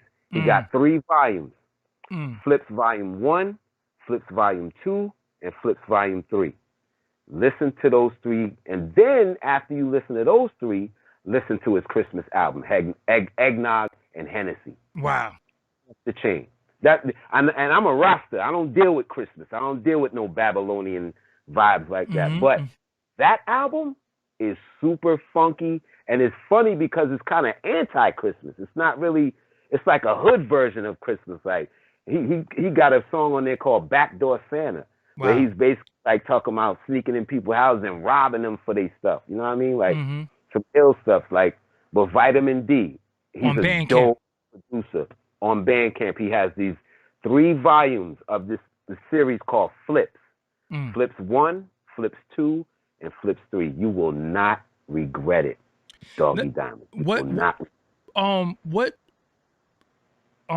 Last question I want to ask you. What happened, in your opinion, to conscious hip hop? Money. Money happened. I think, you know, the ones who were quote unquote conscious or awake hip hop, whatever they want to call it. I like to call it thinking man's music. But those who did it, I think they got offered more financially to do other things, which kind of maybe have strayed them away from it a little bit. So it's like it's a lot less people doing it, and then a lot of people are coming into the industry looking at what sells because they coming into it like a job. I want to make money. This is a job. I want to make money. Some people, it's not their passion. It's not what they're passionate about. It's a job. I want to make money. Oh, okay. I see that. Spraying basketballs gold, that brings me $5,000. Oh, but if I spray a basketball and a turntable gold, I get $10,000. All right, so I'm gonna spray the turntable and basketball gold. You know what I mean? Like, that's all it is. It's a job for them. You know what I mean? And I think a lot of that, you know, came into play. Like, you know what I mean? And then whatever the industry makes hot is what people tend to gravitate to. You know what I mean? So will we ever see another X Clan? Will we ever see another BDP? Will we ever see that again, you think? I don't know. I don't think so. Unless like it may be there. I don't want to say it's not there because I don't want to dismiss anybody who. Yes, it might be underground. Like, it's me, nigga. You don't know me yet, but it's me. You know what I mean? And I pray that it is you if I don't know you yet, and I pray you do come forward and teach these babies something different. You know what I mean? So I don't want to say it's not there, but it's very dormant right now. You know what I mean? Very dormant. Favorite drum break. Oh, synthetic substitution. I've never heard that drum break where it made every record funkier. Anybody who CeCe Peniston used it, and I love that record. Keep on walking. Man, I love that record, yo. Yo, do you realize? All right, do you realize that I think Sha Skills from Onyx, rest in peace, did Throw Your Guns, but he used the skull snaps and programmed it like substitution on Throw Your Guns. Listen to that. I think he used the skull snaps and programmed it like substitution. And that's Bob James too. That's Nautilus. You know what I'm saying? But I ain't gonna front. My favorite drum break is Impeach the President. Like, that's hip hop. Like, you can't lose with that. Yeah. See, I always wanted to put that on Twitter. What's the greatest break beat of all time? My top 3 are Impeach the President, Synthetic Substitution, and because of how much it was used, Funky Drummer. Yes. And when I tell you, on Flips Volume 2, my man Vitamin D got this song called Funky Pharaoh, yo. He takes the Funky Drummer and he pulls it apart, yo. And like, you got to hear how he did it, yo. I can't even explain it, yo. Like, the way he like took the drums and like, but he took the drums like from when, like, not the break beat so much, like other parts he took too. Like, man, it's crazy. You know, it's a crazy drum break because it has like 20 different versions. Get Out My Life Woman. Yes. The Lee Dorsey version is banging. That's the knock right there. But it's so many different versions to get. Bill Cosby got a version too. Yep. Are we giving them too much right now? Probably. Yeah. Whoa. Yeah. No. Probably. All right. So all the producers out there, look up any version to Get Out My Life Woman. The beginning drums. I don't care what version you deal with. Lee Dorsey is knocking, but you said Bill Cosby got one too, right? Yeah, he got one too. Did you know the Detroit Emeralds? Do you know the 45 version of Funky Worm and the Detroit Emeralds is the same drum break? The 45 version. Go on YouTube right now. Look up Funky Worm, but look up the 45 version. The looking at the front door drums, the Raekwon incarcerated Scarfaces, that's the exact same drums on the Ohio Players. Wow. And you know, they right there, Detroit and you can look Michigan. It up right now. We look it up right now. Yeah. I'm gonna look that up, definitely. Yo, it's the same. I'm using my phone right now, but yo, the exact same drums. So Grap, yo man, I think somebody said Funky Penguin. We talked about that earlier. Come on, see, look, y'all saying stuff. Oh, before we go though, I gotta ask you, who's the greatest rapper of all time? For me, it's Hev. Hev. Okay, I gotta his diversity, just the love that the people have for him, you know what I mean? The things he showed me, he's like the greatest dude for me, man. Like, you know, and all the respect that he received from all his peers, like, you know what I mean, that he was coming up with. Like, that was my big thing. Like, I always wanted to be respected by my peers, by the people who I came into the game with or what have you, or even who came in a little bit before me. I remember one time I was in Jersey, and I was in a cypher with Buckshot, and I spit a verse, and he was like, yo, that was dope. I was like blown away. Yeah. Like, yo, Buckshot said my verse was dope. I'm good. Like, you know what I mean?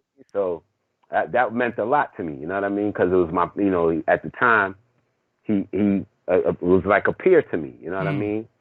Yeah. So that meant a lot to me, man. Somebody named said, Early Reed said, ask Grap about the 83 Rare Essence drum break I let him hear. What is he talking about?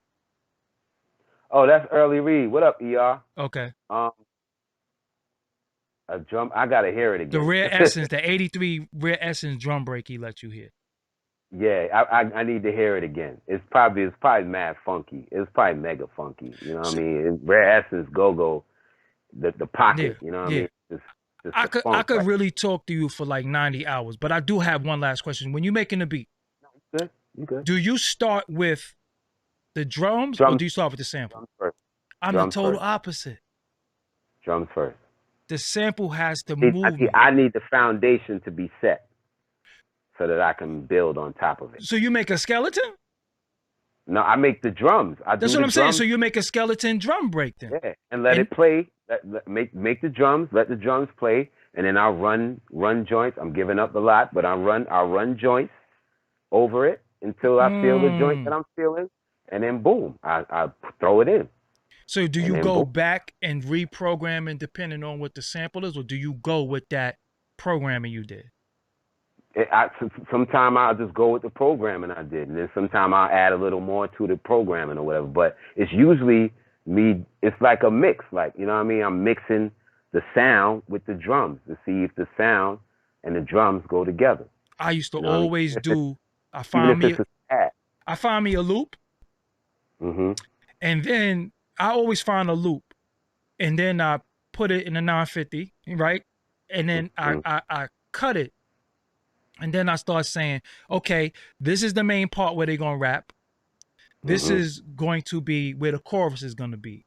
But I need a change. So then I find drums. And then I put the drums on top of it because I always used to try to make the drums sound a lot like how the loop is going, but hip hop. So I used to do the exact opposite. You know what I'm saying? But then again, I learned. They said y'all giving them too much. Yeah, but you know, this is hip hop though. We gotta influence the new kids Yeah, you coming gotta out teach to and do influence. hip hop. Definitely. You know what I'm saying? Somebody Yeah, said they yeah. start with the melodics. You know, yeah. And then I miss the filters though, man. I miss the filter. I miss the Mm. filter, man. I miss the filter used to be so dope, man. The So filter, that 950 filter. Oh man. I could imagine what that was like. I never used the 950. It was there in Uh-huh. the basement when I was making my tracks and stuff, but I never used it. I always used the SP. Because the SP had a filter too. The farther you go down, the more Mm. filter, and then you could pull. Well, I ain't gonna. No. I was gonna give you. I'm about to give y'all something with the Channels. SP. No. Yeah, I was about to Yeah. give y'all something with the SP. I'm not giving y'all that. I was about to say you. No. I'm not giving y'all that. I'm Nah, not giving y'all that one because they it's good, man. yeah, They it's certain good. things you do. So you have a project out right now that they could hear. Yes. Okay. It's called Sounds of Mount Vernon. It's an instrumental album. It's on my Bandcamp, Grap Luva Bandcamp. It's right there on there. I'm gonna put some more stuff on my Bandcamp real soon. And that OG version of that I album, we might see that this year. Dope. So what do you have on YouTube? Do you got stuff on YouTube that they could check out? I have a video called 7 Minutes of Sound where I'm playing my SP 1200 beats and I'm talking about them and stuff like that. And Damu the Fudge Monk actually filmed it. Oh wow, And wow, another dope. it's with Redef Records. It's with Redef because it was right before I did my EP with them. That I did that video because I literally went over his house and I was like, yo, I just want to throw some of my beats on a disc so I can listen to them. I haven't heard them in a while. Mm-hmm. So he's like, hey, yo, come through. So I came through. He already had an SP there, so I just brought this. And as I'm putting them in and playing them, he's like, yo, you want to talk about them? I could film you and you talk about them real quick. I was like, wow. all right, do it. And I did the video, 7 minutes of sound. And then 400, almost 500,000 views later, man. Here we are. You gotta go. You gotta get to Eric Sermon's compound, right? He has SP1200 in there. He has every drum machine. He has this ASR 10 that he did all of them because he said that's where he did all the beats on, right? Yes. But he has the SP1200 because Mo B came over, so they was working on some Craig Mack stuff. So he made sure he had the SP1200 for Craig Mack. Nice. In this room is Rockweiler, right? In this other room is Ty Fife. And in the other room is Eric Sermon, and he has the talk box, and he sticks the damn talk box cord in his mouth. I'm just like, I'm in hip hop. Yeah, this is what I'm saying. Like, yo, this is what I'm saying. I'm in hip hop heaven. Give us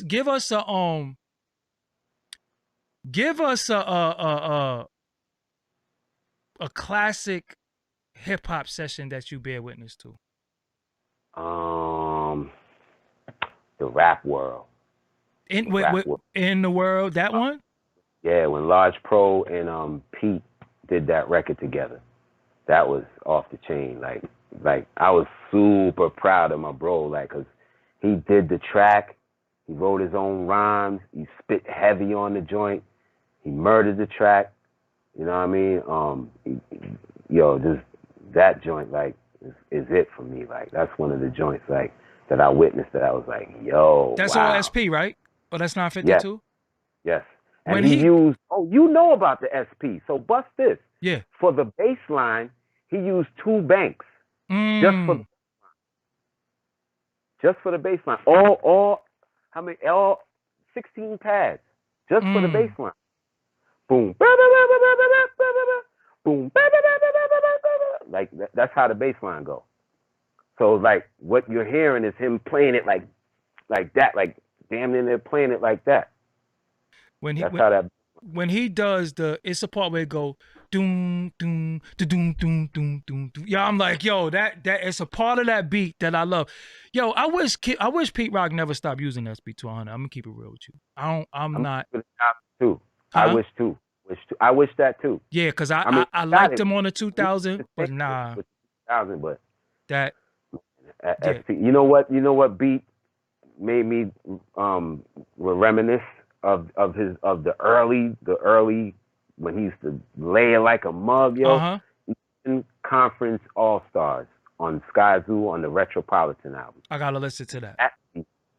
That beat is it got Sky Zoo, Benny, Conway, Elzai, and Westside Gun on it.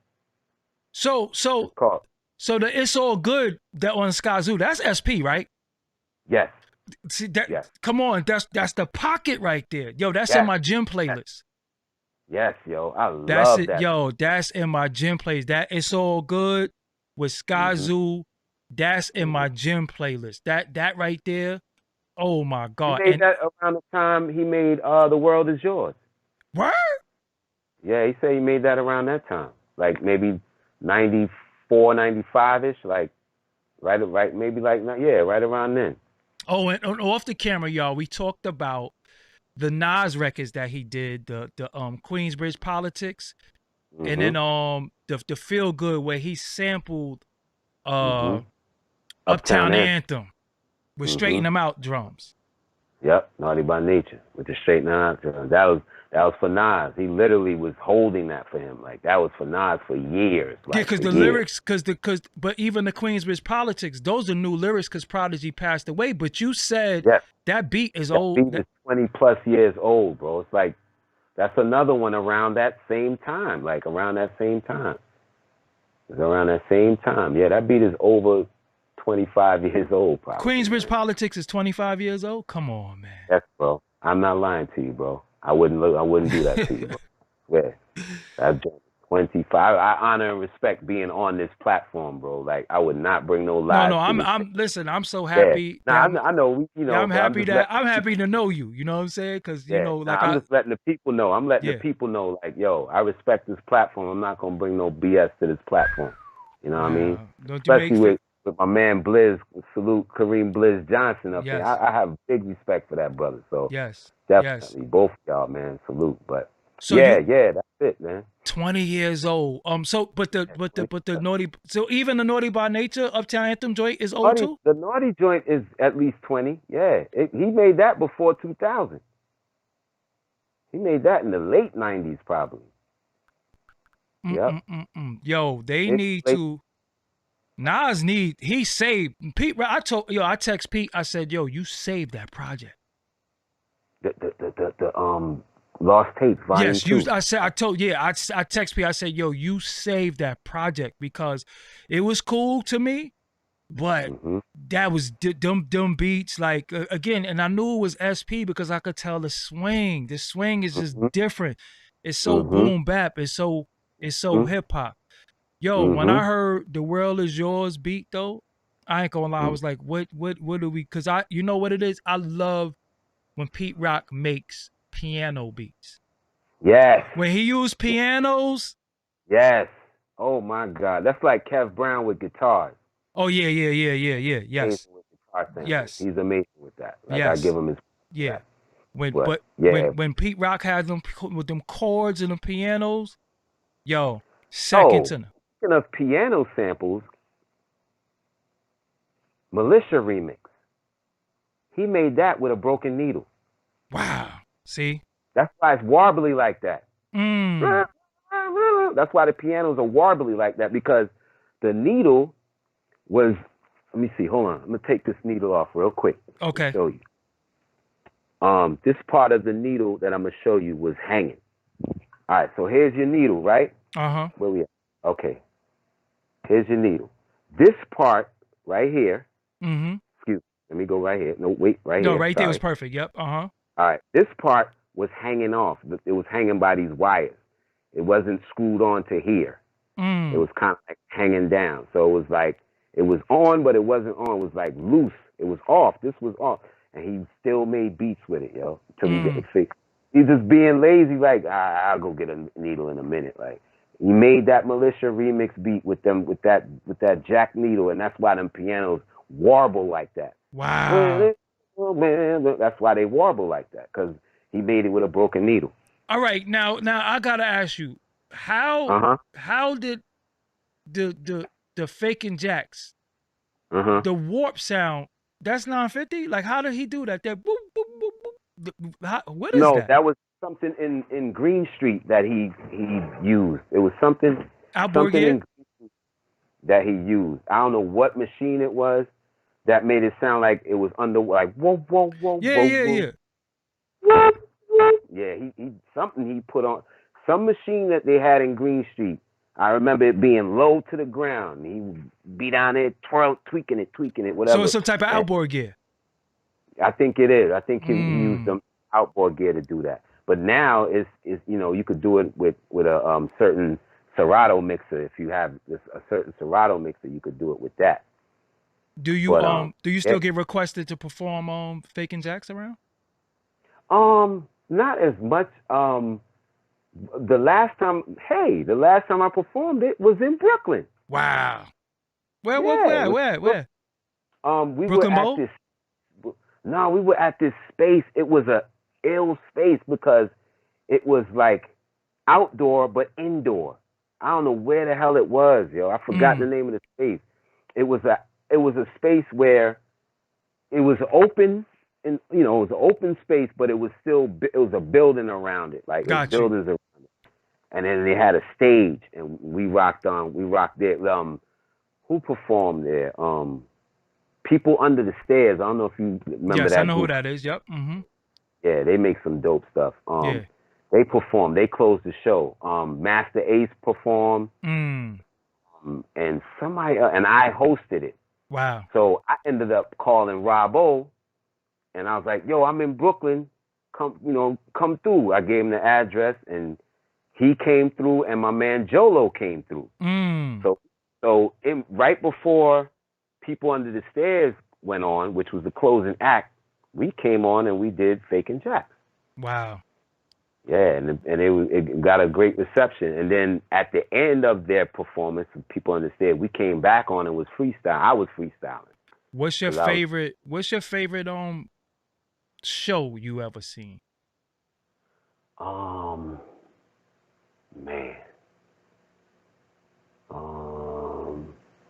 I'm so Hev centered. I keep thinking. I mean, if it's Heavy D, you know it is. I keep hearing Hev in Philly. Mm. One time I saw him, like it brought tears to my eyes how incredible it was, like the command that he had over the crowd, like. And I'm gonna keep it 1,000 with you. Hip Hop Parade came from Hev. Naughty? That hey ho wow. Hey, because Hev used to say, let the ladies say ow, let the fellas say ho ho, and then he used to get the girls ow ho ho ow ho ho ow, like that, and they just changed hey ho, and then Unity, that's inspired by Reminisce, because Latifah saw them perform at the Apollo. She was there. And when they went on, that was the first time they did the hook and was like, say T to the R-O-Y. Come on, T to the R-O-Y. And she heard that and then went and told Sid, I don't know what she said to Sid, but that was Sid that did that? That sounded like KG though. That's Sid? That's Sid, that did Unity. She was probably like, yo, I need something that sounds like Reminisce. And he gave her that joint, the Crusaders joint. I thought Sid did, but I thought Sid did Give Me 5 on the Black Hand Side, which is hard as hell because that's the Isleys. And I was like, yo, when he got that low filter on that, yeah. But I always thought Unity, yeah, you know, when he got that low filter, because Sid was crazy with them filters, though. I ain't gonna front. Sid was crazy with them filters. I didn't ever know he did Unity. I thought KG did that. Nah, he did it. Wow. Sid did it. Yep, S-I-D. Wow. U-I-T-Y. Yep. But Give Me 5 of the Black Hand Side, he got off with that low end one with that Ozzy brothers.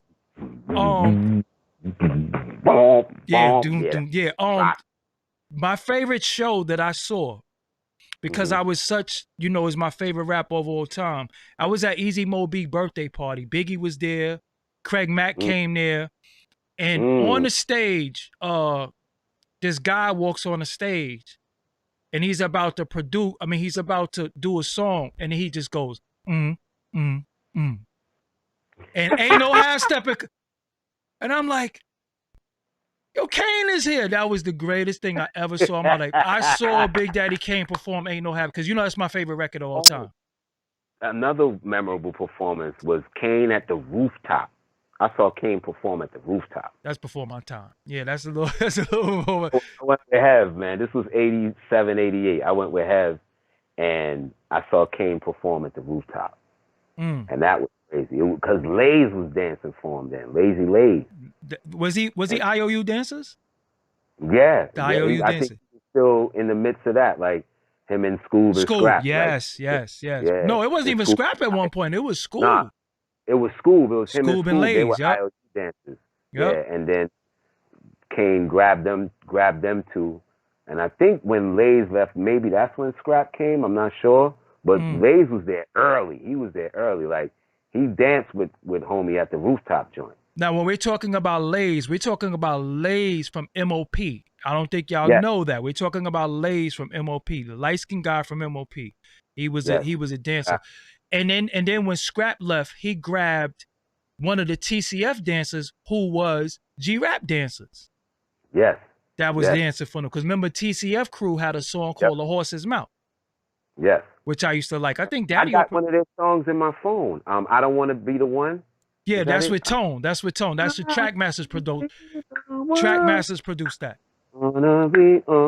Yeah, but I'm talking about The Horse's Mouth, where they use they got a sound. I think Daddy-O produced. I gotta call Daddy-O and ask him, did he produce?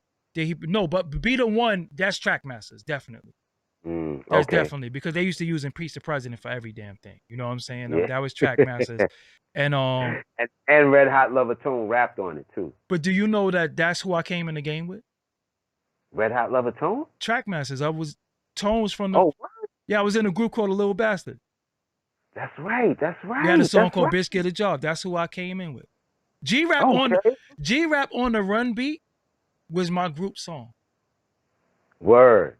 G-Rap on the Run. I remember when they first did Ill Street Blues. I was there, all of that. Facts. Oh, so the Trackmasters produced Ill Street Blues? Yeah, because remember, G-Rap album, that was a West Coast sounding album. That was the Jinx did the whole album. When they came back, they did Ill Street Blues. Oh, wow. You know what I'm saying? They did Ill Street Blues, and then they gave him On the Run. It was two versions to On the Run. Yeah, so I used to be in the studio, Chub Rock. I grew up. That's the underrated man. Brooklyn, because Biggie used to rhyme like Chub Rock. Biggie used to rhyme like Chub Rock. Oh my God, Chub is the dude, yo. Like the song, The One. Yeah, but yeah, he had a remix for Big Man that Pete did. All I remember is the doom, doom, doom, doom, doom. That's the Big Man I remember. Nah, Pete did a remix for that joint. Wow. Yo. The one that you're talking about is where the Artifact sample. Doom, doom, doom, doom, doom, doom, doom, doom, doom. That's the Artifacts come on wrong side of the tracks. That's the one sample. Ninth Creation. Yes. Bubblegum. Yeah, yo, it's dope because you like me, man. I went to my cousin Hell's Year studio session, and he was playing his album.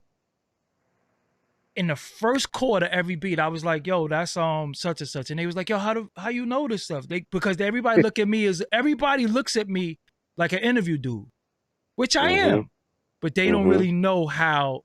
That's your producer. Yeah, how much samples and stuff that I really know off of one chord. I'd be like, "Oh, nah, that's something by Al Green," and they'd be like, "Yo, how you know that?" I'm like, "Yo, it's just the chord." Who is your I really liked Al Green drummer. I love Al Green drummer. I liked the Love Unlimited Orchestra too, man. The Barry White snare, oh my! But I like, yeah. Yeah, that's woo. But who was James Brown drummer? I know Bernard Purdy was there. He had Clyde Stubberfield. That's the funky drummer. That's the funky drummer. That's the funky drummer. And Jabbo Starks. Yeah, and Bernard Purdy was there too. Oh yeah. He used to rotate cats, man. James, he would rotate cats. So But yeah. do you know that Parliament and James Brown had the same group members though?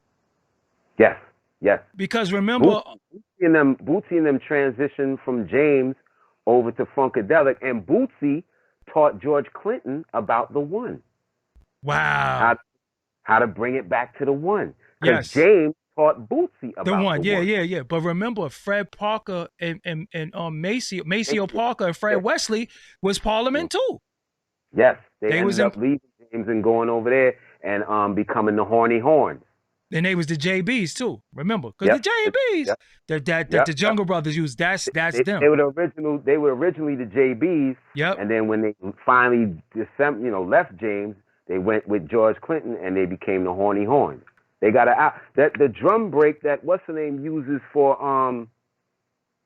Crazy Ass Cookman, the one Primo used for what's the name for the Brooklyn remix. That's represent and that's represent drums too. You know that, right? That's Nas represent drums. Yeah. Yeah. Those are Parliament drums. Same Parliament drums. Yep. Yeah. And so I want to say they might be on that Horny Horns album. That album with all them horn players you were mentioning. I'm gonna look that up. I think I'm gonna look that up because I know the represent sample. Mm-hmm. Elzai did a Elmatic album. Who's like my favorite rapper from Detroit is Elzai. He did an Elmatic album and he had that sample, but they replayed it. See, I ain't giving. No, I'm chill. Let me chill. Because if people don't realize, let me just give y'all producers one thing. Sometimes when you look for a sample, right? When you find a sample, look for other versions of the sample of the record, because some of the other versions, like, let me give y'all one. Shout out to my homie. He gave y'all a listen. Let me give y'all shout out to my homie Minnesota for the Bronx, a producer Minnesota who did a lot of Most Def stuff. He did the Def Comedy Jam and the Def Poetry Jam. He did a lot of those beats, especially the Def Poetry Jam. When he did Big Pun, Darling, Darling Baby, that's not the OJ's. That's not the OJ's version of it. Doom, doom, doom. That's a jazz record, but it is Darling, Darling Baby. Yes. So he caught way iller than the original. So he did.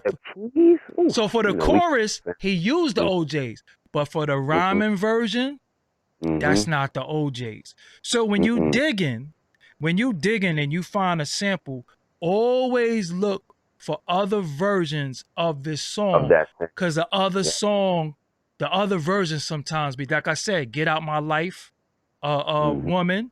It's so many versions to that drum break. You know what I'm saying?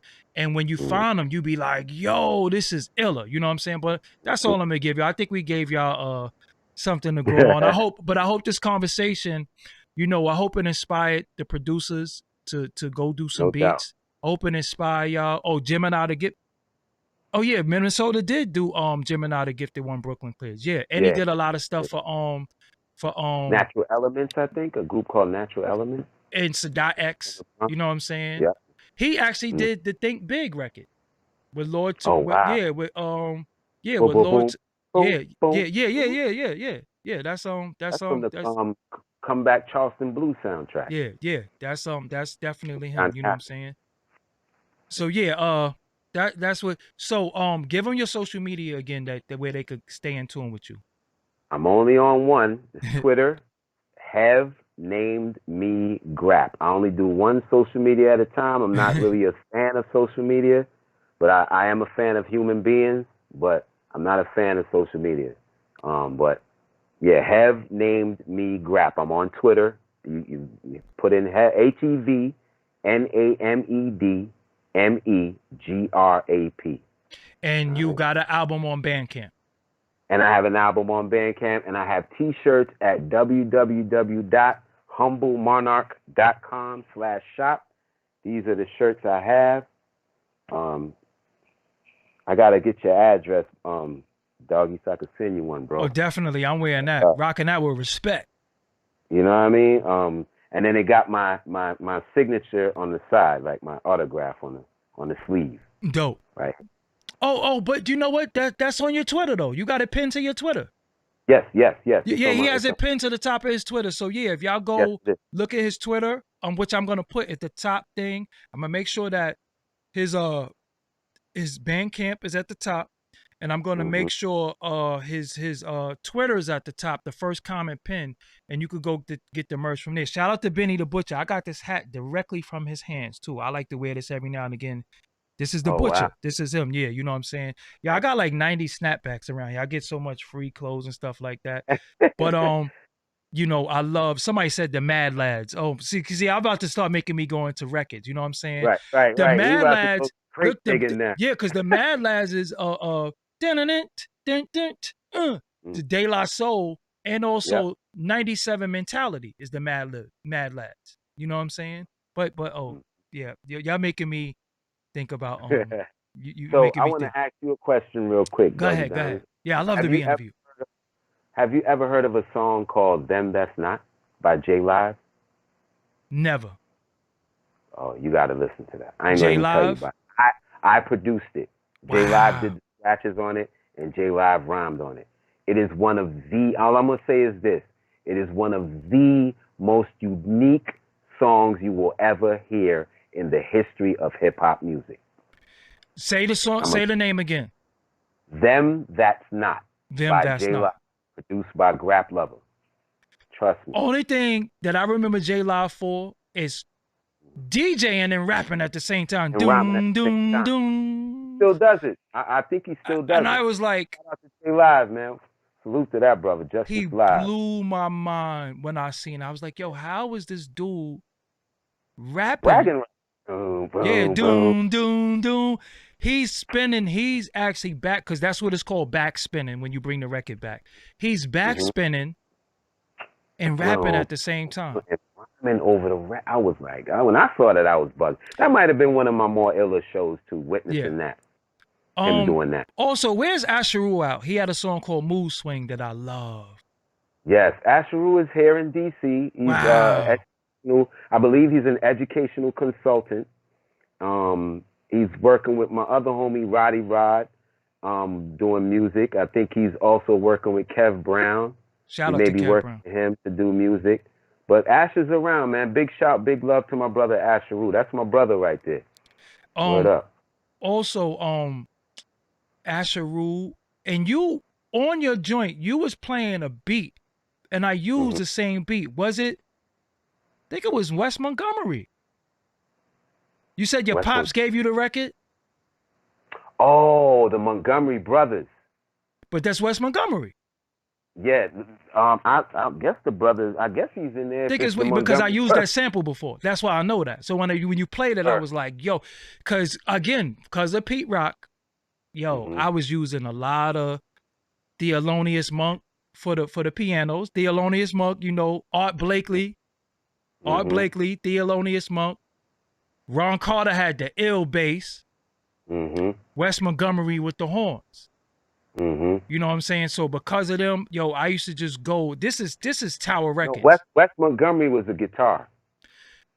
So who? Damn, where's the CD? See, you about to make me next time. Okay. So, damn, who was this horn guy? Nah, I ain't gonna hum it because they ain't gonna try to catch it. Yeah, but it's Wes Montgomery is the guitar. Wes Montgomery is the guitar. Was it doom doom doom doom doom doom? I'm telling you, it's a sample that you and I definitely use the same sample. I played it on 7 Minutes of Sound. You were saying that your father was playing a record, and then one day he gave you the record. That's the Montgomery Brothers record. Okay, George. That's the record. Yeah. But I definitely try not to mention it. Yeah, I definitely I already gave away half of it, but I definitely. I got it. I got it right there. When we hang up from this, I'll show you the cover. Yeah. So I definitely was somebody. I was thinking about it today in the gym. I'm definitely dropping my instrumental album this year. That's what's up. It's beats that I did in from 96 to 2002 or SP 1200. Let's or go. SP 1200. And it's called I Hate Rappers. I love it. I love it. I love it. Because it's all instrumental. And I didn't want, and I'm going to tell you something. When I did my beats, I hated when people rhymed on my music. Yo, I hated it. I hated it. I hate it. I don't care how dope I don't care how dope the rhyme was. I just hated it. I'm telling you, I hate it. I used to be so in love with my beat. I used to be so in love with my beats that when you rhymed on it, I used to be like, he messed my. I don't care. It was Biggie. No, I'm talking about it was Biggie and Lil' Kim rhyming on some of my music, and I still used to be like, man, they messed my beat up because I was so in love with the music. Like I was like, man, I don't think you understand that. These keys, I had to chop this part. Like they didn't understand the technical aspect of it. So I used to hate it, man. I used to hate it. I got the artwork somewhere too. It's really cool. I Hate Rappers. You know what I'm saying? Let me see. Hold on 1 second, y'all. Let me see if I can find the artwork. Okay. This how real it is. While you saying that, my next instrumental album is gonna be called Saint Fug Play the Beat. What does that mean? Saint Fug Play the Beat. Shut the fuck up. Oh, got you. Beat. Got you. I ain't rhyming on it. It's just straight instrumental. It's gonna be called Saint Fug Play the Beat.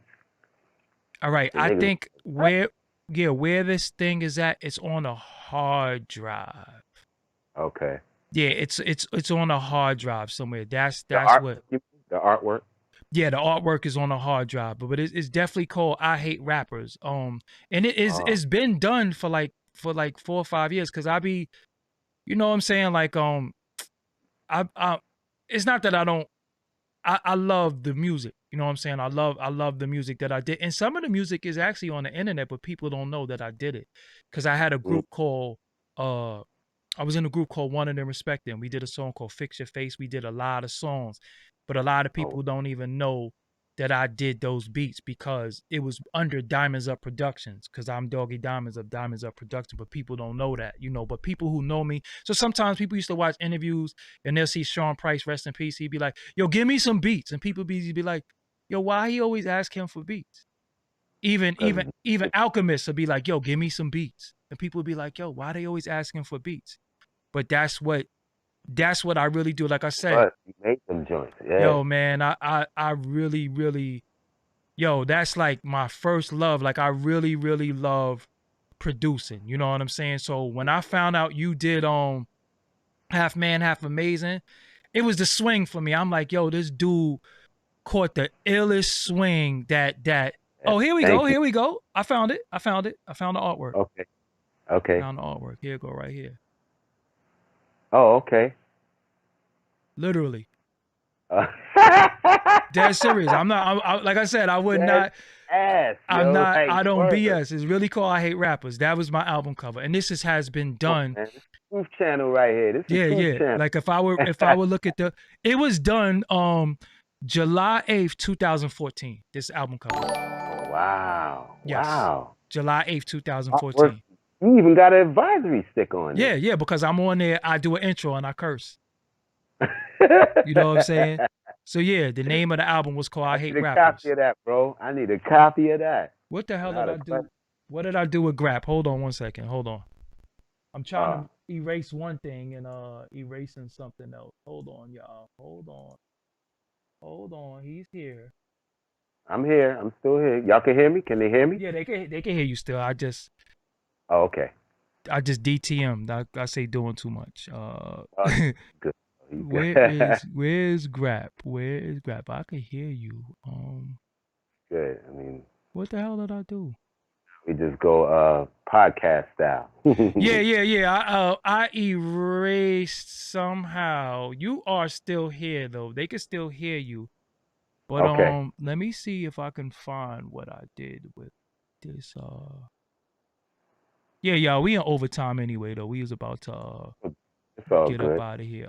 Let me see. Add source. Let me see if I can just get you back really quick before we close out. video. No, it's not that. Yeah, y'all got us like here we go. No, that's not it. That's not it. That's not it. All right, yeah, I gotta fix it. I gotta fix it because it's a certain way I gotta do it. But I can see y'all, but y'all can't. But yeah, it's a way that I have to fix it that I have to do it. So yeah, what I'm gonna do, bro, let me sign you out. And I'll bring you back again. This is Doggie Diamonds, no filter. No doubt. Thank you. I appreciate you. And we definitely gonna come back and we gonna have a build on some worldly stuff and all some other stuff. You know what I'm saying? So I thank you for joining me. And I'll build with you later on. Peace. No doubt. Peace and love, King. Yo, salute to Mount Vernon, New York. Salute to Brooklyn, New York. Salute to everybody in the chat. Salute to everybody that supports Doggie Diamonds. Salute to everybody who loves what I do. Yo, I love y'all. Love you, Doggie Diamonds. I love life, man. You know what I mean? It's about loving life and living right. So give thanks to the Most High. Bless up. Rock the real hip hop, y'all. One love. Look what I did. I brought him back. Look, y'all, I brought him back. He's back. There you go. He's back. He's so yeah. Say that one more time. He's back. There we go. So I just want to say thank you to you, Doggie Diamonds, for having me today. Mm-hmm. Salute to Kareem Blizz Johnson, aka I say Mr. Johnson. Give him that honor, you know what I mean? The elder honor, but not the elderly honor, the elder honor, you know what I mean? So salute to Mr. Johnson. Salute to Money Earning Mount Vernon. That town, yo, I wouldn't be who I was if it wasn't for that town, man. That was an incredible place to grow up. It was an incredible place to live and be a part of. Like, that town was special, man. So, is special, excuse me. So, big up to Money Earning Mount Vernon. Shout out to Robbo. He is a fire chief in Mount Vernon, New York. Dope. Big shout to Robbo. Working hard, trying to keep people safe and all that, and keep the town safe and everything. So, salute to Robbo. Once again, big up to Jolo. I just want to say to Jolo, eat at Jolo's Kitchen, 412 North Avenue, New Rochelle, New York, vegan restaurant. You will not go wrong going there. You will not go wrong. Trust me. All right? So love to Jolo.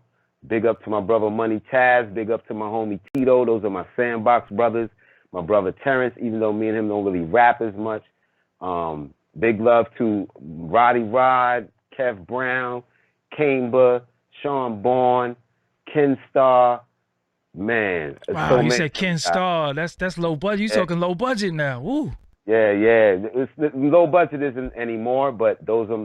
Yeah, that's what I'm saying. Yeah, that's what I start. That's what I'm saying. I'm such a fan of hip hop. I mean, know every crew, every day. You know what I'm saying? I know the Backpack. I know everybody. Also, I want to tell people to look out for an album by Sean Bourne and Camber called Nino Green. It's hard, dope music, real dope music. So look out for that. That's coming soon. Man, I don't even know what else. Yeah. No, we're gonna do this. We're gonna Tiger. Yeah. Full Blast Tribe, all of that. So all right, so Grap. Love you, Pete. Yeah, Pete Rock. Let me sign you out and I'll build with you. Okay. I'm gonna text you after this. All right, one love, baby. Peace. Thank you. All right. Peace. All right. Thank you. Yep. All right, y'all. So that was Grap Luva. I don't even know where else to go from there. You know what I'm saying? I made a mistake and hit a button and Grap went off the screen, but I brought him back. You know what I'm saying? But I'm gonna thank y'all for rocking with me tonight. This was like really improv. Well, we had this plan, but hopefully y'all got some hip hop knowledge. We talked hip hop. We went all around the world. We talked Mount Vernon. We talked about a bunch of things, and I love talking hip hop. As y'all see, I love, no matter what you say about me, no matter what you say about my platform, I always talk hip hop, and I love talking hip hop. You know what I'm saying? So that's what brought us all together. That's what bring us together. So we can really, sometimes we could talk about other things. We could talk about superficial things, but it's the music and the hip hop that bring us all together. It's that make us all. It doesn't matter your race, your nationality, where you from, where you grow up. The hip hop, the music, these conversations, it would bring us all together. You know what I'm saying? So I'm happy to bring y'all Grap Luva, one of my favorite, and thank y'all for this is Will33. Thank you for the donation. And he says, check out his remix on Megan and the Baby in the chat. You know what I'm saying? So yeah, man. I just love hip hop, you know, and I'm just happy to be here. Tomorrow I'm back though. Tomorrow I'm back with another guest. Like I said, 2021 is the year for constant elevation and reaching your highest potential. So that's just what I'm doing. Yes, I've done many things. Yes, I've done great things in hip hop. I'm happy. I'm appreciative that, you know, people love what I do, but I'm not done. I'm not done. So I got a lot more work to do, and the work don't stop. So Grap Luva is back in the chat room. Y'all can follow him right there. And yeah, it is what it is. So yo, with that, y'all, I'm out. I moved some stuff around, so let me make sure. That's what happens when you move stuff around. You know what I'm saying? And I move some stuff around. So follow me on all social media. Doggie Diamonds at DOGGIEDIAMONDS. In the top of the in the top comment, I'm going to find the Grap Luva project, and I'm going to make sure y'all have his Twitter. So for people that love what he do, love what he contributed to hip hop, we're gonna make sure we get his followers up. We're gonna make sure everybody tell him they appreciate him and they love what he do. You know what I'm saying? So yeah, it is what it is. So yo, with that, man, I'm out. I will build with y'all later on. Peace. Make sure you click subscribe, youtube.com/DoggieDiamondsTV. Until next time, peace.